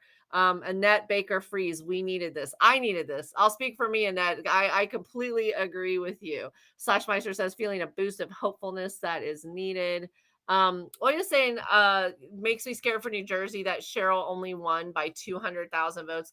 There was a lot of behind the scenes stuff. I started talking about this earlier, but Mikey Sherrill is an existing congresswoman, and she brought her own team in largely from DC. And every state has its own rhythm. If any of you have ever gotten involved in politics locally or at your state level or anywhere in your communities, everybody kind of functions differently. You have like those insiders that know a lot, even though they don't have an official title. You have these unspoken rules about what is and isn't done in a particular neighborhood or community, what is and what isn't said. There was a lot of growing pains when Mikey Sherrill picked up her DC based team and then moved them into New Jersey to help her with her campaign. So I wouldn't read too much into it as far as like voting demographics. We're going to wait and see what shifted with that. The numbers will tell us, but sometimes it's just human nature. That's one of the reasons I love being involved in politics so much at this level, is because you get to see how sometimes like the human side of things impacts some of this stuff. And so there was just a little bit of friction between the New Jersey folks and the DC folks, and it took a little while for that to get worked out. So I think that's some of the closeness that you saw in that New Jersey race. I see Leah saying lots of herstory and history being made tonight. Absolutely. I see that Curious One says my 92-year-old mom voted for mayor for the first time and never mattered to her before. Curious One, I may have missed it. You may have shared it before, but do you mind sharing which mayor's race it was that your mom voted on. Okay, Sergeant Stacco is calling out a really great point that actually Sarah, our producer Sarah, brought up earlier, and it's on me, Sarah. I forgot to bring it up, but Sergeant Stacco is bringing it up for us. JD Vance's brother was running for office tonight and got just completely eviscerated. Just complete. He lost before we even went on the air. And Sarah's like, you got to bring this up. So JD Vance's brother ran for office tonight and he lost. According to Sergeant Stacco, he lost bigly. I have not seen all of the results there, but thank you. Right. Love that so much. Just again, like petty is my favorite color. I root them all out. All of the MAGA, all of the people. Listen, JD Vance was also on the news just recently with the eating the dogs, eating the cats nonsense, gross, racist smears. So get rid of all of the ugly, right? If you are a good, decent Republican person who's going to stand up to what's happening, now would be the time. We'd love to hear from you, right? This isn't about Republican voters versus Democratic voters. This is about a MAGA grossness that just needs to be purged from every hall of government at every level. So, I see Let's Go Blue. Absolutely. I love the little blue hearts and the blue waves. It's so pretty. I see people Democrats are on the downfall. I disagree with that analysis, but welcome to Political Fixer Live where we use numbers. Let's do a quick check-in. Speaking of numbers, let's look at what we have here. All right. So the House special has not moved in Harris County. Now, Harris County is in Texas, is in the Houston area of Texas. There is a special congressional district. We've been sitting at less than 52% of the vote in for about the last half hour. I would not look for that race to be settled tonight. But if, and this is a huge if it lands now, even anywhere close to what it's looking like, then we will have two Democrats that are running in the runoff on the Texas 18 congressional special election. So we're going to keep an eye on Texas 18, but I don't think we're going to get too many results on that one tonight. We were able to, on the air, call the Topeka mayor's race, and our Spencer Duncan did defeat Henry McClure. If you're wondering, if you're just joining us about why, let's just say Henry McClure had some problematic things to say about just about every community, including women, LGBTQ, people of color, right? The list goes on and on. Well, he just got his ass handed to him by 50 points. So way to go, Spencer Duncan, for defeating Henry McClure in Topeka, Kansas's mayor's race. Love it when a plan comes together. Of course, we called the Mamdani race. We were able to share that with everyone. Let's just check in a little bit on those totals. We've got 89% of the votes total in. It looks like it's holding at about 8-point lead. He has been the projected winner. No cause for concern there, but we are interested to see what that margin will be. From a perspective of just loving a good soap opera, as so many of you know that I do here on Political Fixer Live, I'm interested to know if the margin of victory is about what Curtis Sliwa's votes are. If the our Republican friend in the red beret that stood up to Andrew Cuomo, was he the spoiler? I want to know that answer. So when you're getting inside of my twisted political fixer head, that's what I'm looking for. And right now, it is, if you took Curtis Sliwa's Republican votes away and you added them to Cuomo, it would be about tied. So I actually think that Curtis Sliwa, as much as I'm sure we would not agree on many issues, we might have him to thank for this Mamdani victory. So just keep it in mind, as unlikely allies in a time of war. All right, so we're looking at that on the Mamdani side. The New Jersey governor's race was called very early in, much earlier than we expected. We've got about 86% of that vote in. We're still looking at almost about 450,000, about 500,000 votes. So I wouldn't count too much on the margins, but if they hold, right now she's leading by 13 points. And keep in mind, in the polls, the most recent polls, she was only leading by at most around 7, and some of those polls had her essentially tied, Mikey Sherrill, at about 1 point difference. So this is a surprise. It's a surprise to a number of people following this race, but hopefully a pleasant one to any of you who live in the great Garden State of New Jersey. So Mikey Sherrill. We've talked about Virginia a lot, but it's such a great story. I can actually give you fresh news that happened just a few minutes ago. Not only did Abigail Spanberger win as the Democratic nominee and the first woman governor in history in the state of Virginia, and won, it looks like, by 14 points. Goodness. And the lieutenant governor candidate on a separate ballot for Democrat also won. Ghazala Hashmi won, it looks like, about 11 points. I can now call the attorney general race for the state of Virginia, which was razor thin in the polls. And Jay Jones, the Democrat, has won that race by, it looks like, a good 5.5 points. This race has been called again. This is new information. And the attorney general's race for the state of Virginia has been called. It looks like the Democrats swept in a bellwether purple state where there was a sitting Republican governor and Republican lieutenant governor. Virginia has flipped this governor's seat to blue, and in addition to that, lieutenant governor and attorney general. So we're going to look out and see about the delegates race right now. Let's see what the let's see here. Let's see what the scuttlebutt is on a couple of other things. We talked about some different House measures and things like that.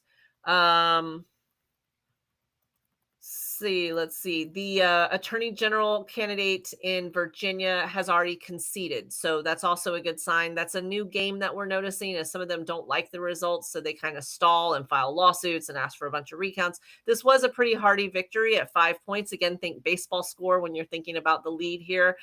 So he has conceded in the attorney general's race.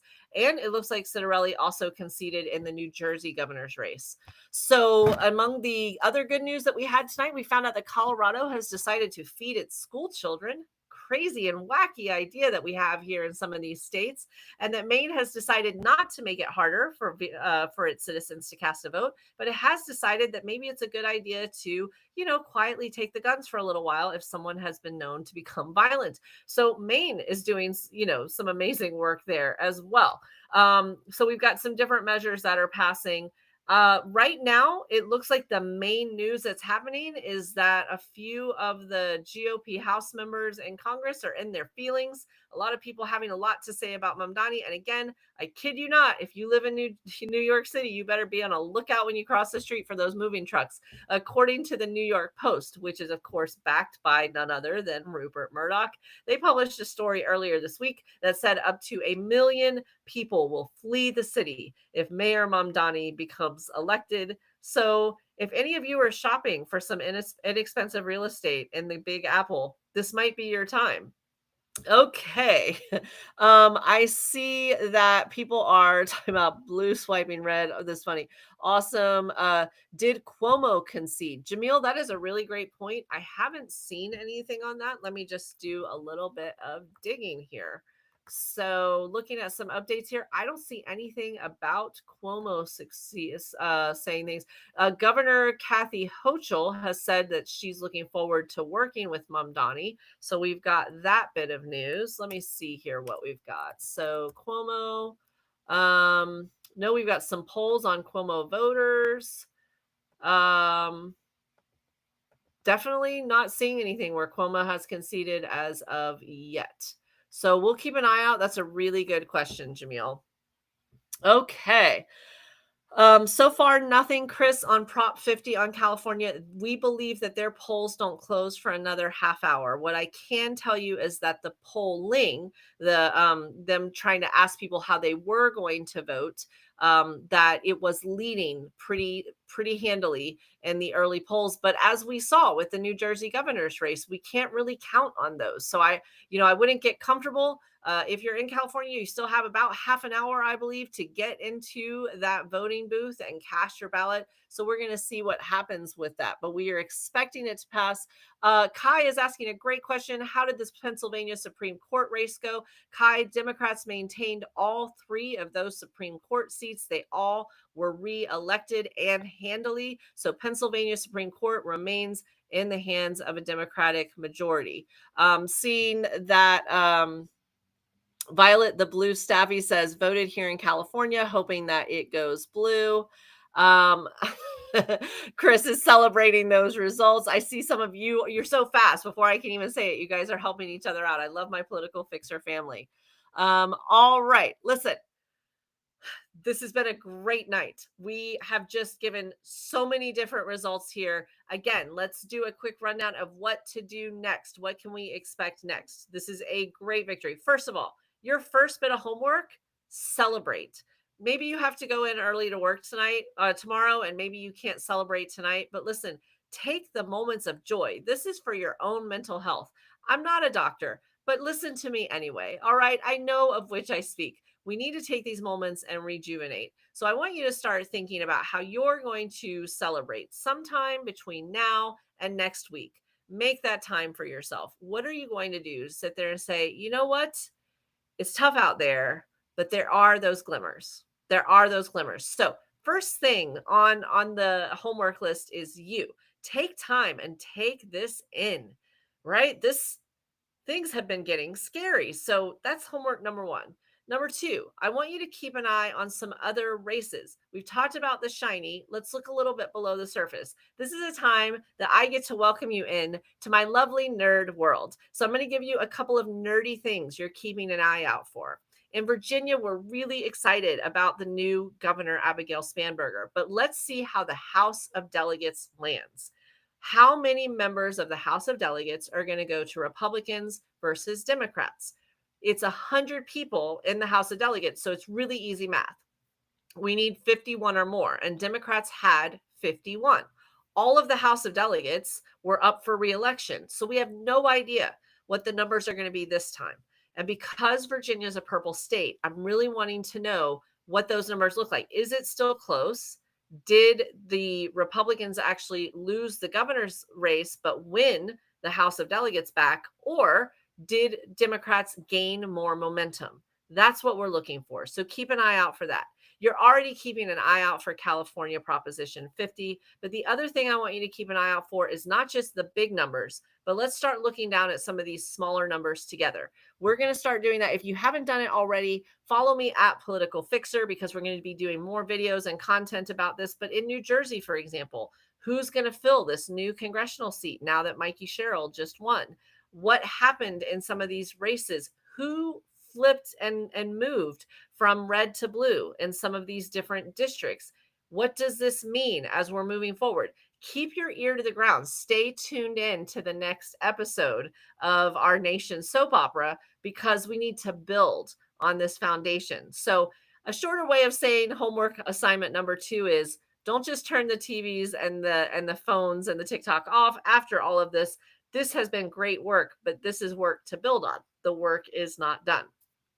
And the third thing I want you to do when you're looking at all of this stuff and you're trying to figure out like what to do moving forward, let's make sure that we are very visible in our communities, not just in politics. Definitely keep posting and doing the stuff, the amazing work that so many of you are doing to stay active and stay involved. But our community members need us. And if you want people to vote and feel like it makes a difference, if you want them to vote for a particular candidate or for a particular party, let's show them what we're made of. So if you can, especially as we're getting into the holiday season, especially as SNAP benefits and other things are in danger and families aren't getting paid with the furloughed government workers and so many other things, you have different people that are afraid to go to work because of different reasons, including ICE raids, right? There's a lot happening here. Wherever you can, let's try to be visible in our communities as well, as much as you feel safe and as much as you are able. And if you're someone that is differently abled and you want to try to volunteer from home, you can message me at Political Fixer, or you can go to politicalfixer.com. It's our real website with a real phone number and a real email address. I know some of you actually have called Sarah while we've been on the air, but you can actually reach out to us and we are happy to match you up with opportunities to safely volunteer for either campaigns or community events from the safety of your own house. Because I know some of you, you can't just go out and about during business hours or leave your houses as easily. So we'll make sure that you have a way to get involved, right? Now we are going to be back live next week, Tuesday at 9 p.m. Eastern. We're not going to have as many elections to talk about, though. Don't sleep on Tennessee. Tennessee also has a special election. Let me get this information for you. Tennessee congressional special election. Isn't it next week? I want to look at it and see. Okay, here we go. December 2nd. It is not next week. It is December 2nd. So we're going to keep an eye out on Tennessee on that congressional election and see if it flips in Tennessee. If you are able to volunteer either locally or remotely, that is another important race that is going to be happening. So we're going to keep an eye out. This is Tennessee's. They had a special election. We covered it on Political Fixer Live. It was a whole scandal, y'all, as to why this seat was vacated. But right now, we're looking at a Republican and Democrat facing off in District 7 of Tennessee. So if any of you are able to give your time or your treasure to that race, it is happening in just a few weeks. So we're going to keep an eye out on Tennessee. Also, I am here to tell you that a special election is happening here in Florida. In fact, I'm personally involved in this race. Governor DeSantis tapped one of his colleagues, Jay Collins, to be his new lieutenant governor, and it left a vacancy in a state Senate seat. This is a seat that is precious to Governor DeSantis. And guess what, guys?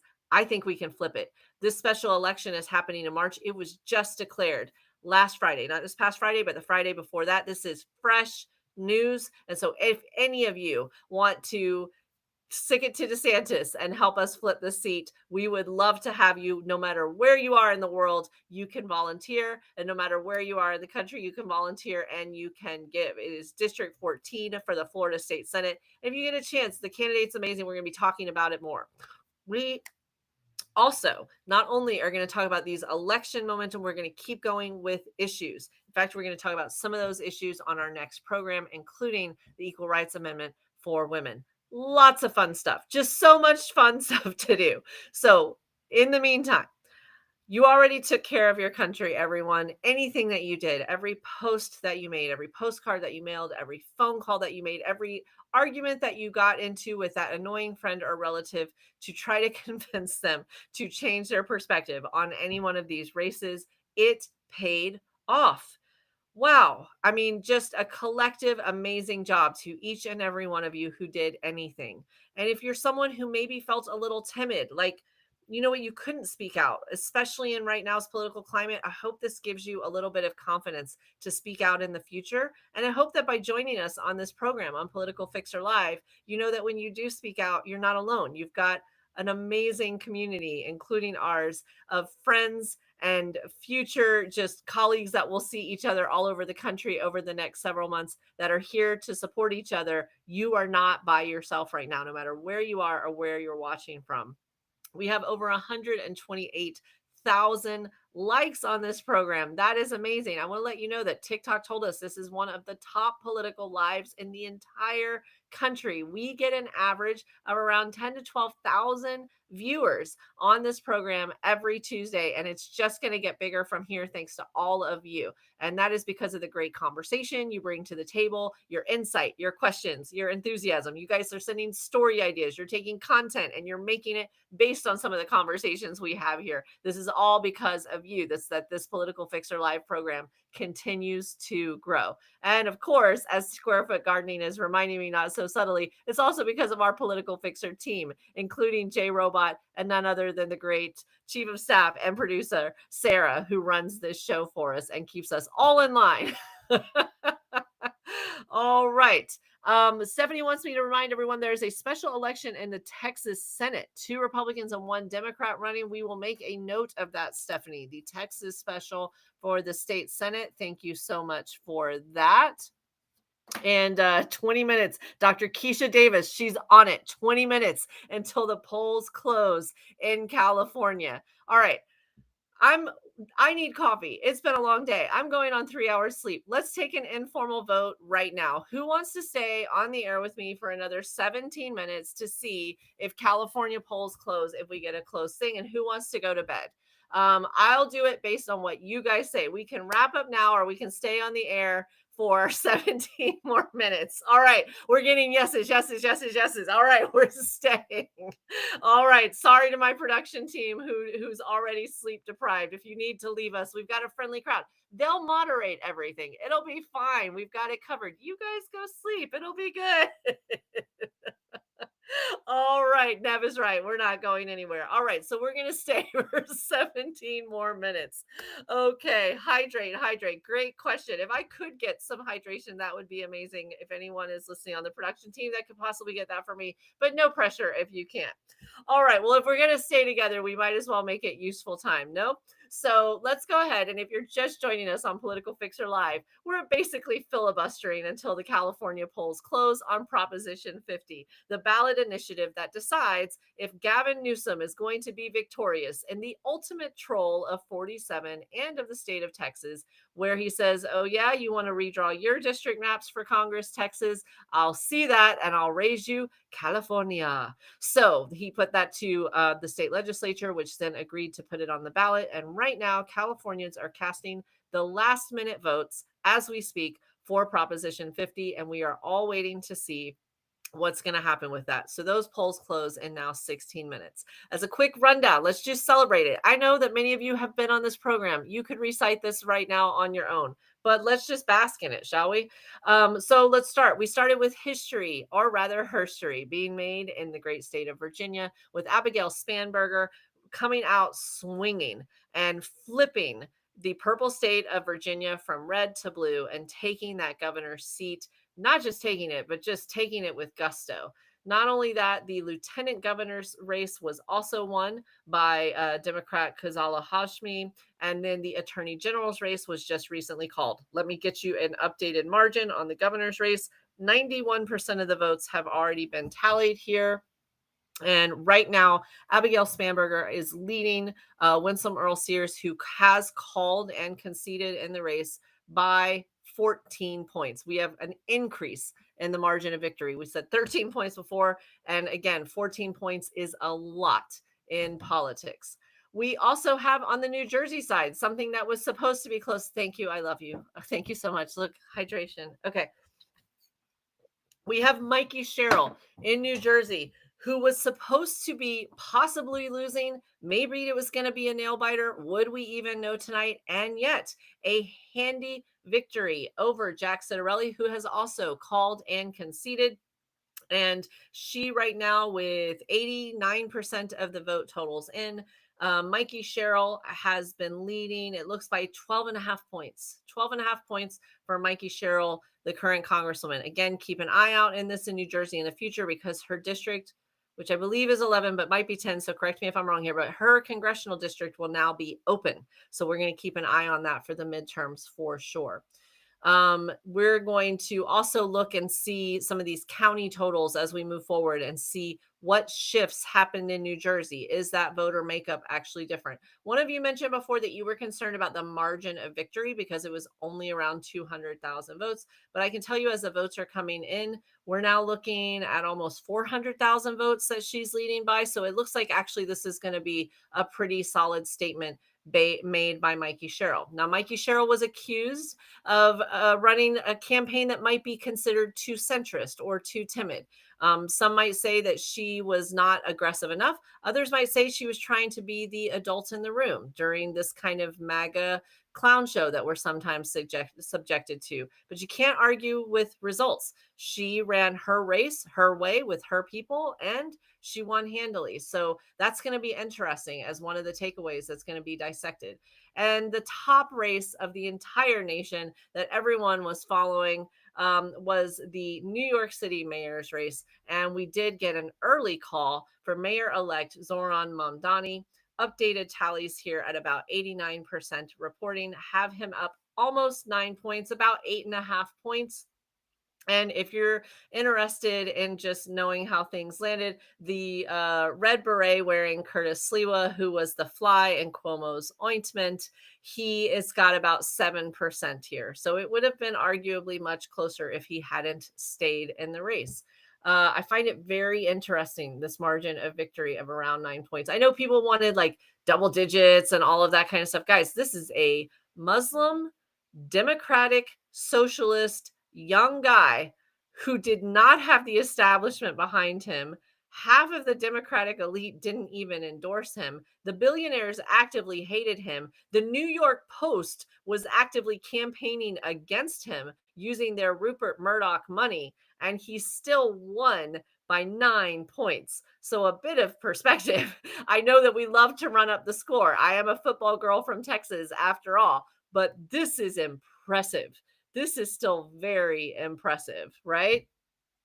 User, good to see you. I have been here. I think I did take about 4 weeks off because of health reasons, but some of you are like, I'm just now seeing you again. I think I was in kind of an algorithm labyrinth. I think some of you weren't getting my videos for a little while, but welcome to some of you who I have not seen for quite some time. It's so good to see you again. Okay, we're following the Texas 18 race, and we still don't have enough information. And on that, let me just hit refresh just in case on that. But it looks like that one we're not going to get much information on. Looking at our time clock here, we're at 11 minutes. You guys are doing so great. Um, and I wanted to mention that we are also covering other mayor's races across the country, including a Miami mayor's race that certain people didn't even want to have it happen because they just wanted to, not hold elections for a little while. And not only did that plan not work, not only was the attempt to kind of freeze elections foiled by the courts and by really great reporting by some of the news agencies in Miami, including the Miami Herald, just staying on top of that issue. But also, it looks like there will be Francis Suarez was the mayor of Miami, a conservative Republican. I wouldn't go as far as to say he was MAGA, but he was definitely conservative. And it looks like the more progressive Eileen Higgins is definitely going to make it to the runoff. And we're waiting to see if Ken Russell, who's going to make the second person in Miami, Ken Russell or Emilio Gonzalez. We're going to stay on top of this one. This runoff is going to happen in December. Miami politics is very interesting to me because I'm in Florida and there's a lot at play here. But I'm going to make the pitch to you as to why you all should pay attention to the Miami's race after tonight. And that's because Miami has a very unique population and they can sometimes be a predictor. Not always. Latino and Hispanic communities are not uniform, right? It's a very different voting populations between Cuban descent, Puerto Rican descent, Dominican descent, right? Mexican descent. There's a lot of different variables here, but I will tell you that there was kind of a canary in the coal mines that we were seeing in Miami for the last 4 years as Republicans were gaining more and more ground in largely Latino and Hispanic communities. So we are going to keep an eye on this mayor's race to see if those trends are starting to move backwards, even though it's not 100% the same Hispanic and Latino makeup as it is in many pockets of the country. This is still worth keeping an eye on. All right. Now, Curious One is saying we're hearing about Nancy Pelosi possibly retiring. I have not heard that. I mean, it's going to be interesting to see what's happening with the House and the government shutdown. If you haven't already marked it on your calendars, if you all are around for next Tuesday, we are going to be doing another Political Fixer Live next Tuesday at starting at 9 p.m. Eastern. We like to include our East Coasters and our West Coasters and everyone in between. And we're going to be talking about some of the other election results that we didn't get tonight and digging a little bit deeper in some of the soap opera behind these dramas. And we're going to make sure that we follow some of the stories that kind of got lost because there was an election. There was so much election coverage. I have people asking about JD Vance's brother in the Cincinnati's mayor's race. For those of you that are joining us now, JD Vance's brother was running for office in the Cincinnati's mayor's race, and he lost in a landslide. So there will not be a second twerpy JD Vance newer edition. He was not able to leverage those family connections for his benefit, nor was the Miami mayor's race that his dad was running. The Miami mayor was termed out and his dad was running. I think it was Xavier Suarez, and he didn't do very well either. So family connections not really paying off this evening, I gotta say. Looking for some updates here on some of these other races. We were keeping an eye out on the Jersey City mayor's race because we had an interesting factoid with the former Governor McGreevey running here. And let's see if we have any updates on those races. But it looks like that former Governor McGreevey, a colorful character indeed. He did not win in his bid. Another governor running for mayor. He did not win. Congratulations to James Solomon of Jersey City for being victorious in that race. We talked about Topeka. We talked about what was happening with different initiatives across the country. Now let's pivot to Prop 50. As the clock winds down and we wait for these polls to close, let's talk about what we're expecting in California's Proposition 50. So, the last polls that I had as of early this week from the Public Policy Institute of California, which is a nonpartisan organization that was polling this race. Let me get these numbers for you. We had polling from the Public Policy Institute that I think put it at 54%. 54% of people to 56% of people in California were saying that they were in favor of this initiative passing.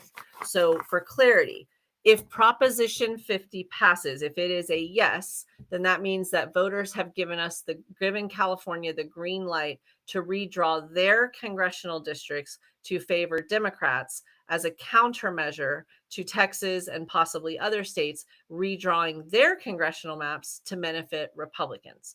We're also going to keep a lookout and see what other states start to move forward. I can tell you in Florida, our legislative session starts in January, and we are expecting some sort of hijinks to happen in Florida.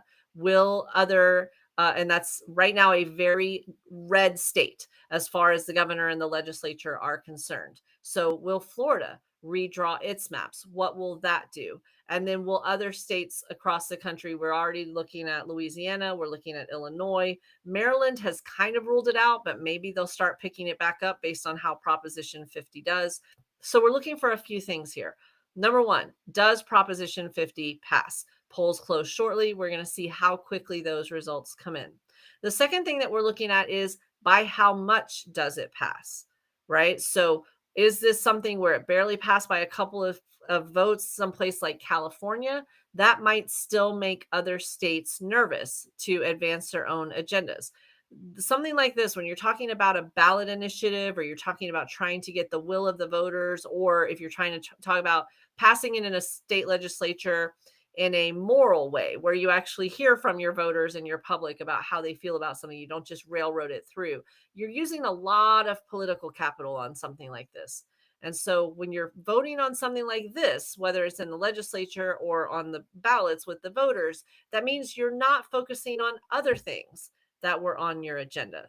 There's only so many hours in a day. The news tends to only cover 1 to 3 stories at a time, right? So this is a calculated thing. Is it worth the risk? So we're looking at not just does it pass, but by how much does it pass? And then we're looking to see if other states fall in line and also do things as well.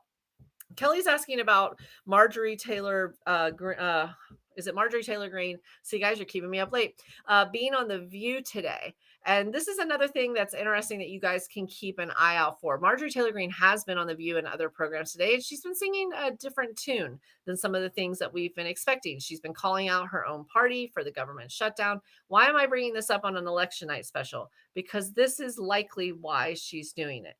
When you start to see these results, and when you start to see people shift their language, the rumor is that Marjorie Taylor Greene wants to run for Senate in the state of Georgia. So her congressional seat is pretty safe. It's a very red area. But she wants to run for a different office where she would need to have voter appeal that is not just deep red MAGA. And so a lot of people believe that this is one of the reasons that she's changed her tune. Will we see that with other members of the House, not because of higher ambitions, but because of immediate need? They are up for reelection. Every member of the House is up for reelection in this next year. They are going to be up for reelection in November. Some of them have tough primaries. So when they see what happens on both sides of the aisle, is this going to change how they approach things? Are we going to see more changes in character, changes in talking points? Are Republicans going to shift more to the middle and try to actually, do things like govern and open up the House again and get things working and get the bills paid? Is that going to start happening? On the Democratic side, are they going to say, listen, I like Mikey Sherrill's style of campaigning where it was more business issues, sticking to the points, not getting distracted. And yeah, it wasn't the most exciting and well talked about race, but look at how well she did. And it worked for New Jersey. Or are they going to take away, listen, I like Mamdani's style of campaigning. He did things that were a little bit unorthodox with some of the social media posts that he was making and tried to involve the nation, not just his community. He stuck to his values on some pretty controversial issues, and he definitely is farther to the left than the party on average is right now. How will that shift go? Will Republicans and Democrats start to change their tune? I see that Pitbull Mix Mom is saying that MTG is disingenuous. Kathy McGrath Walcott says she has no appeal. Janine York says that tracks. I agree with you on the appeal and like maybe it's fake or whatever. What I will say is this though, again, being in unprecedented times, and I've had to do this in my line of work when I'm passing legislation, sometimes you need temporary allies. That doesn't mean that we're all going to be sporting MTG shirts and like going rah rah, like you go girl. That's not what I'm saying. But right now, we're in a very unique situation where we're literally fighting to try to get people in poverty what they need to eat.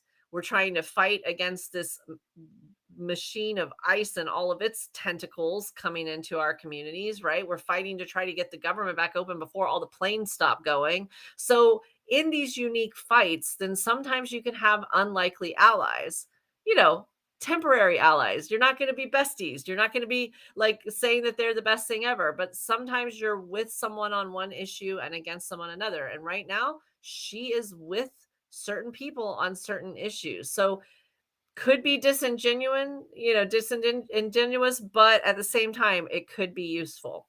All right, let's take a look more. No one's buying the Kool-Aid she's selling. MDR, not saying I think the girl has, been saved and has seen the light and is now gonna be like wearing rainbow colors and spouting feminist platitudes. Not saying that. What I'm saying is she might be useful to us in the meantime because she clearly wants something. So she might be a vote that we need. She might be a vote. That's all I'm saying. But I get what you're saying, right?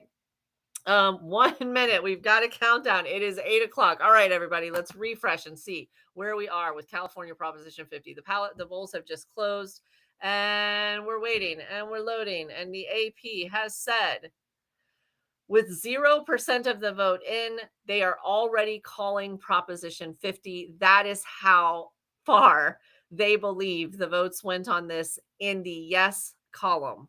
Put a different way, with very little return officially in, based on likely on exit polls coming out. This is how well Proposition 50 has performed in California. It has been immediately called that Proposition 50 in California has been called as passing, right? The redistricting efforts of Gavin Newsom and the California legislature in answer to what happened in Texas have been successful. We can officially say, according to AP News, that based just on exit polling, they are safely declaring that yes, California Proposition 50 has passed.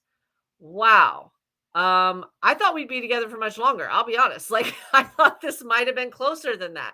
Very rarely, especially for those of us who are old enough to remember the hanging Chad, if the words hanging Chad mean something to you, then you know how news organizations do not like to call things too early. So the fact that, back in the day, we had a little presidential race that the news outlets had called for Al Gore, and then they had to backtrack it and say, just kidding, he actually didn't win.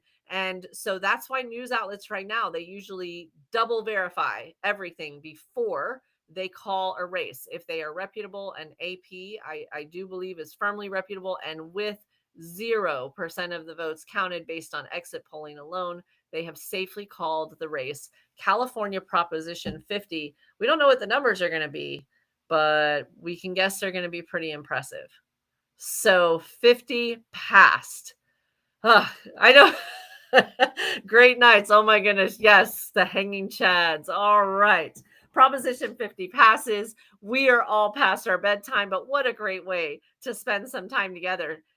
Congratulations, everybody. Congratulations. I mean, whatever you did, large or small, congratulations. Rest up. Celebrate this week and rest up. We've got lots of work ahead of us. All right. Next week, 9 o'clock Eastern, Let's get back to work and talk more about how we can change the world together. Again, you have already taken care of your country, folks, but make sure that you take care of yourselves and you take care of each other. With 146,000 likes and counting, speaking of running up the scoreboard, you all have been a great group of people to spend an election night with this evening. And again, we're just getting started with causing our Texas sized good trouble. On behalf of myself and our Political Fixer team, and so many of our Political Fixer family members and fans and audience members and supporters, all of you, just well done. Have a wonderful night. Follow me at Political Fixer so we can keep the conversation going. I will see all of you soon. Oh my goodness. Have a great night, everybody.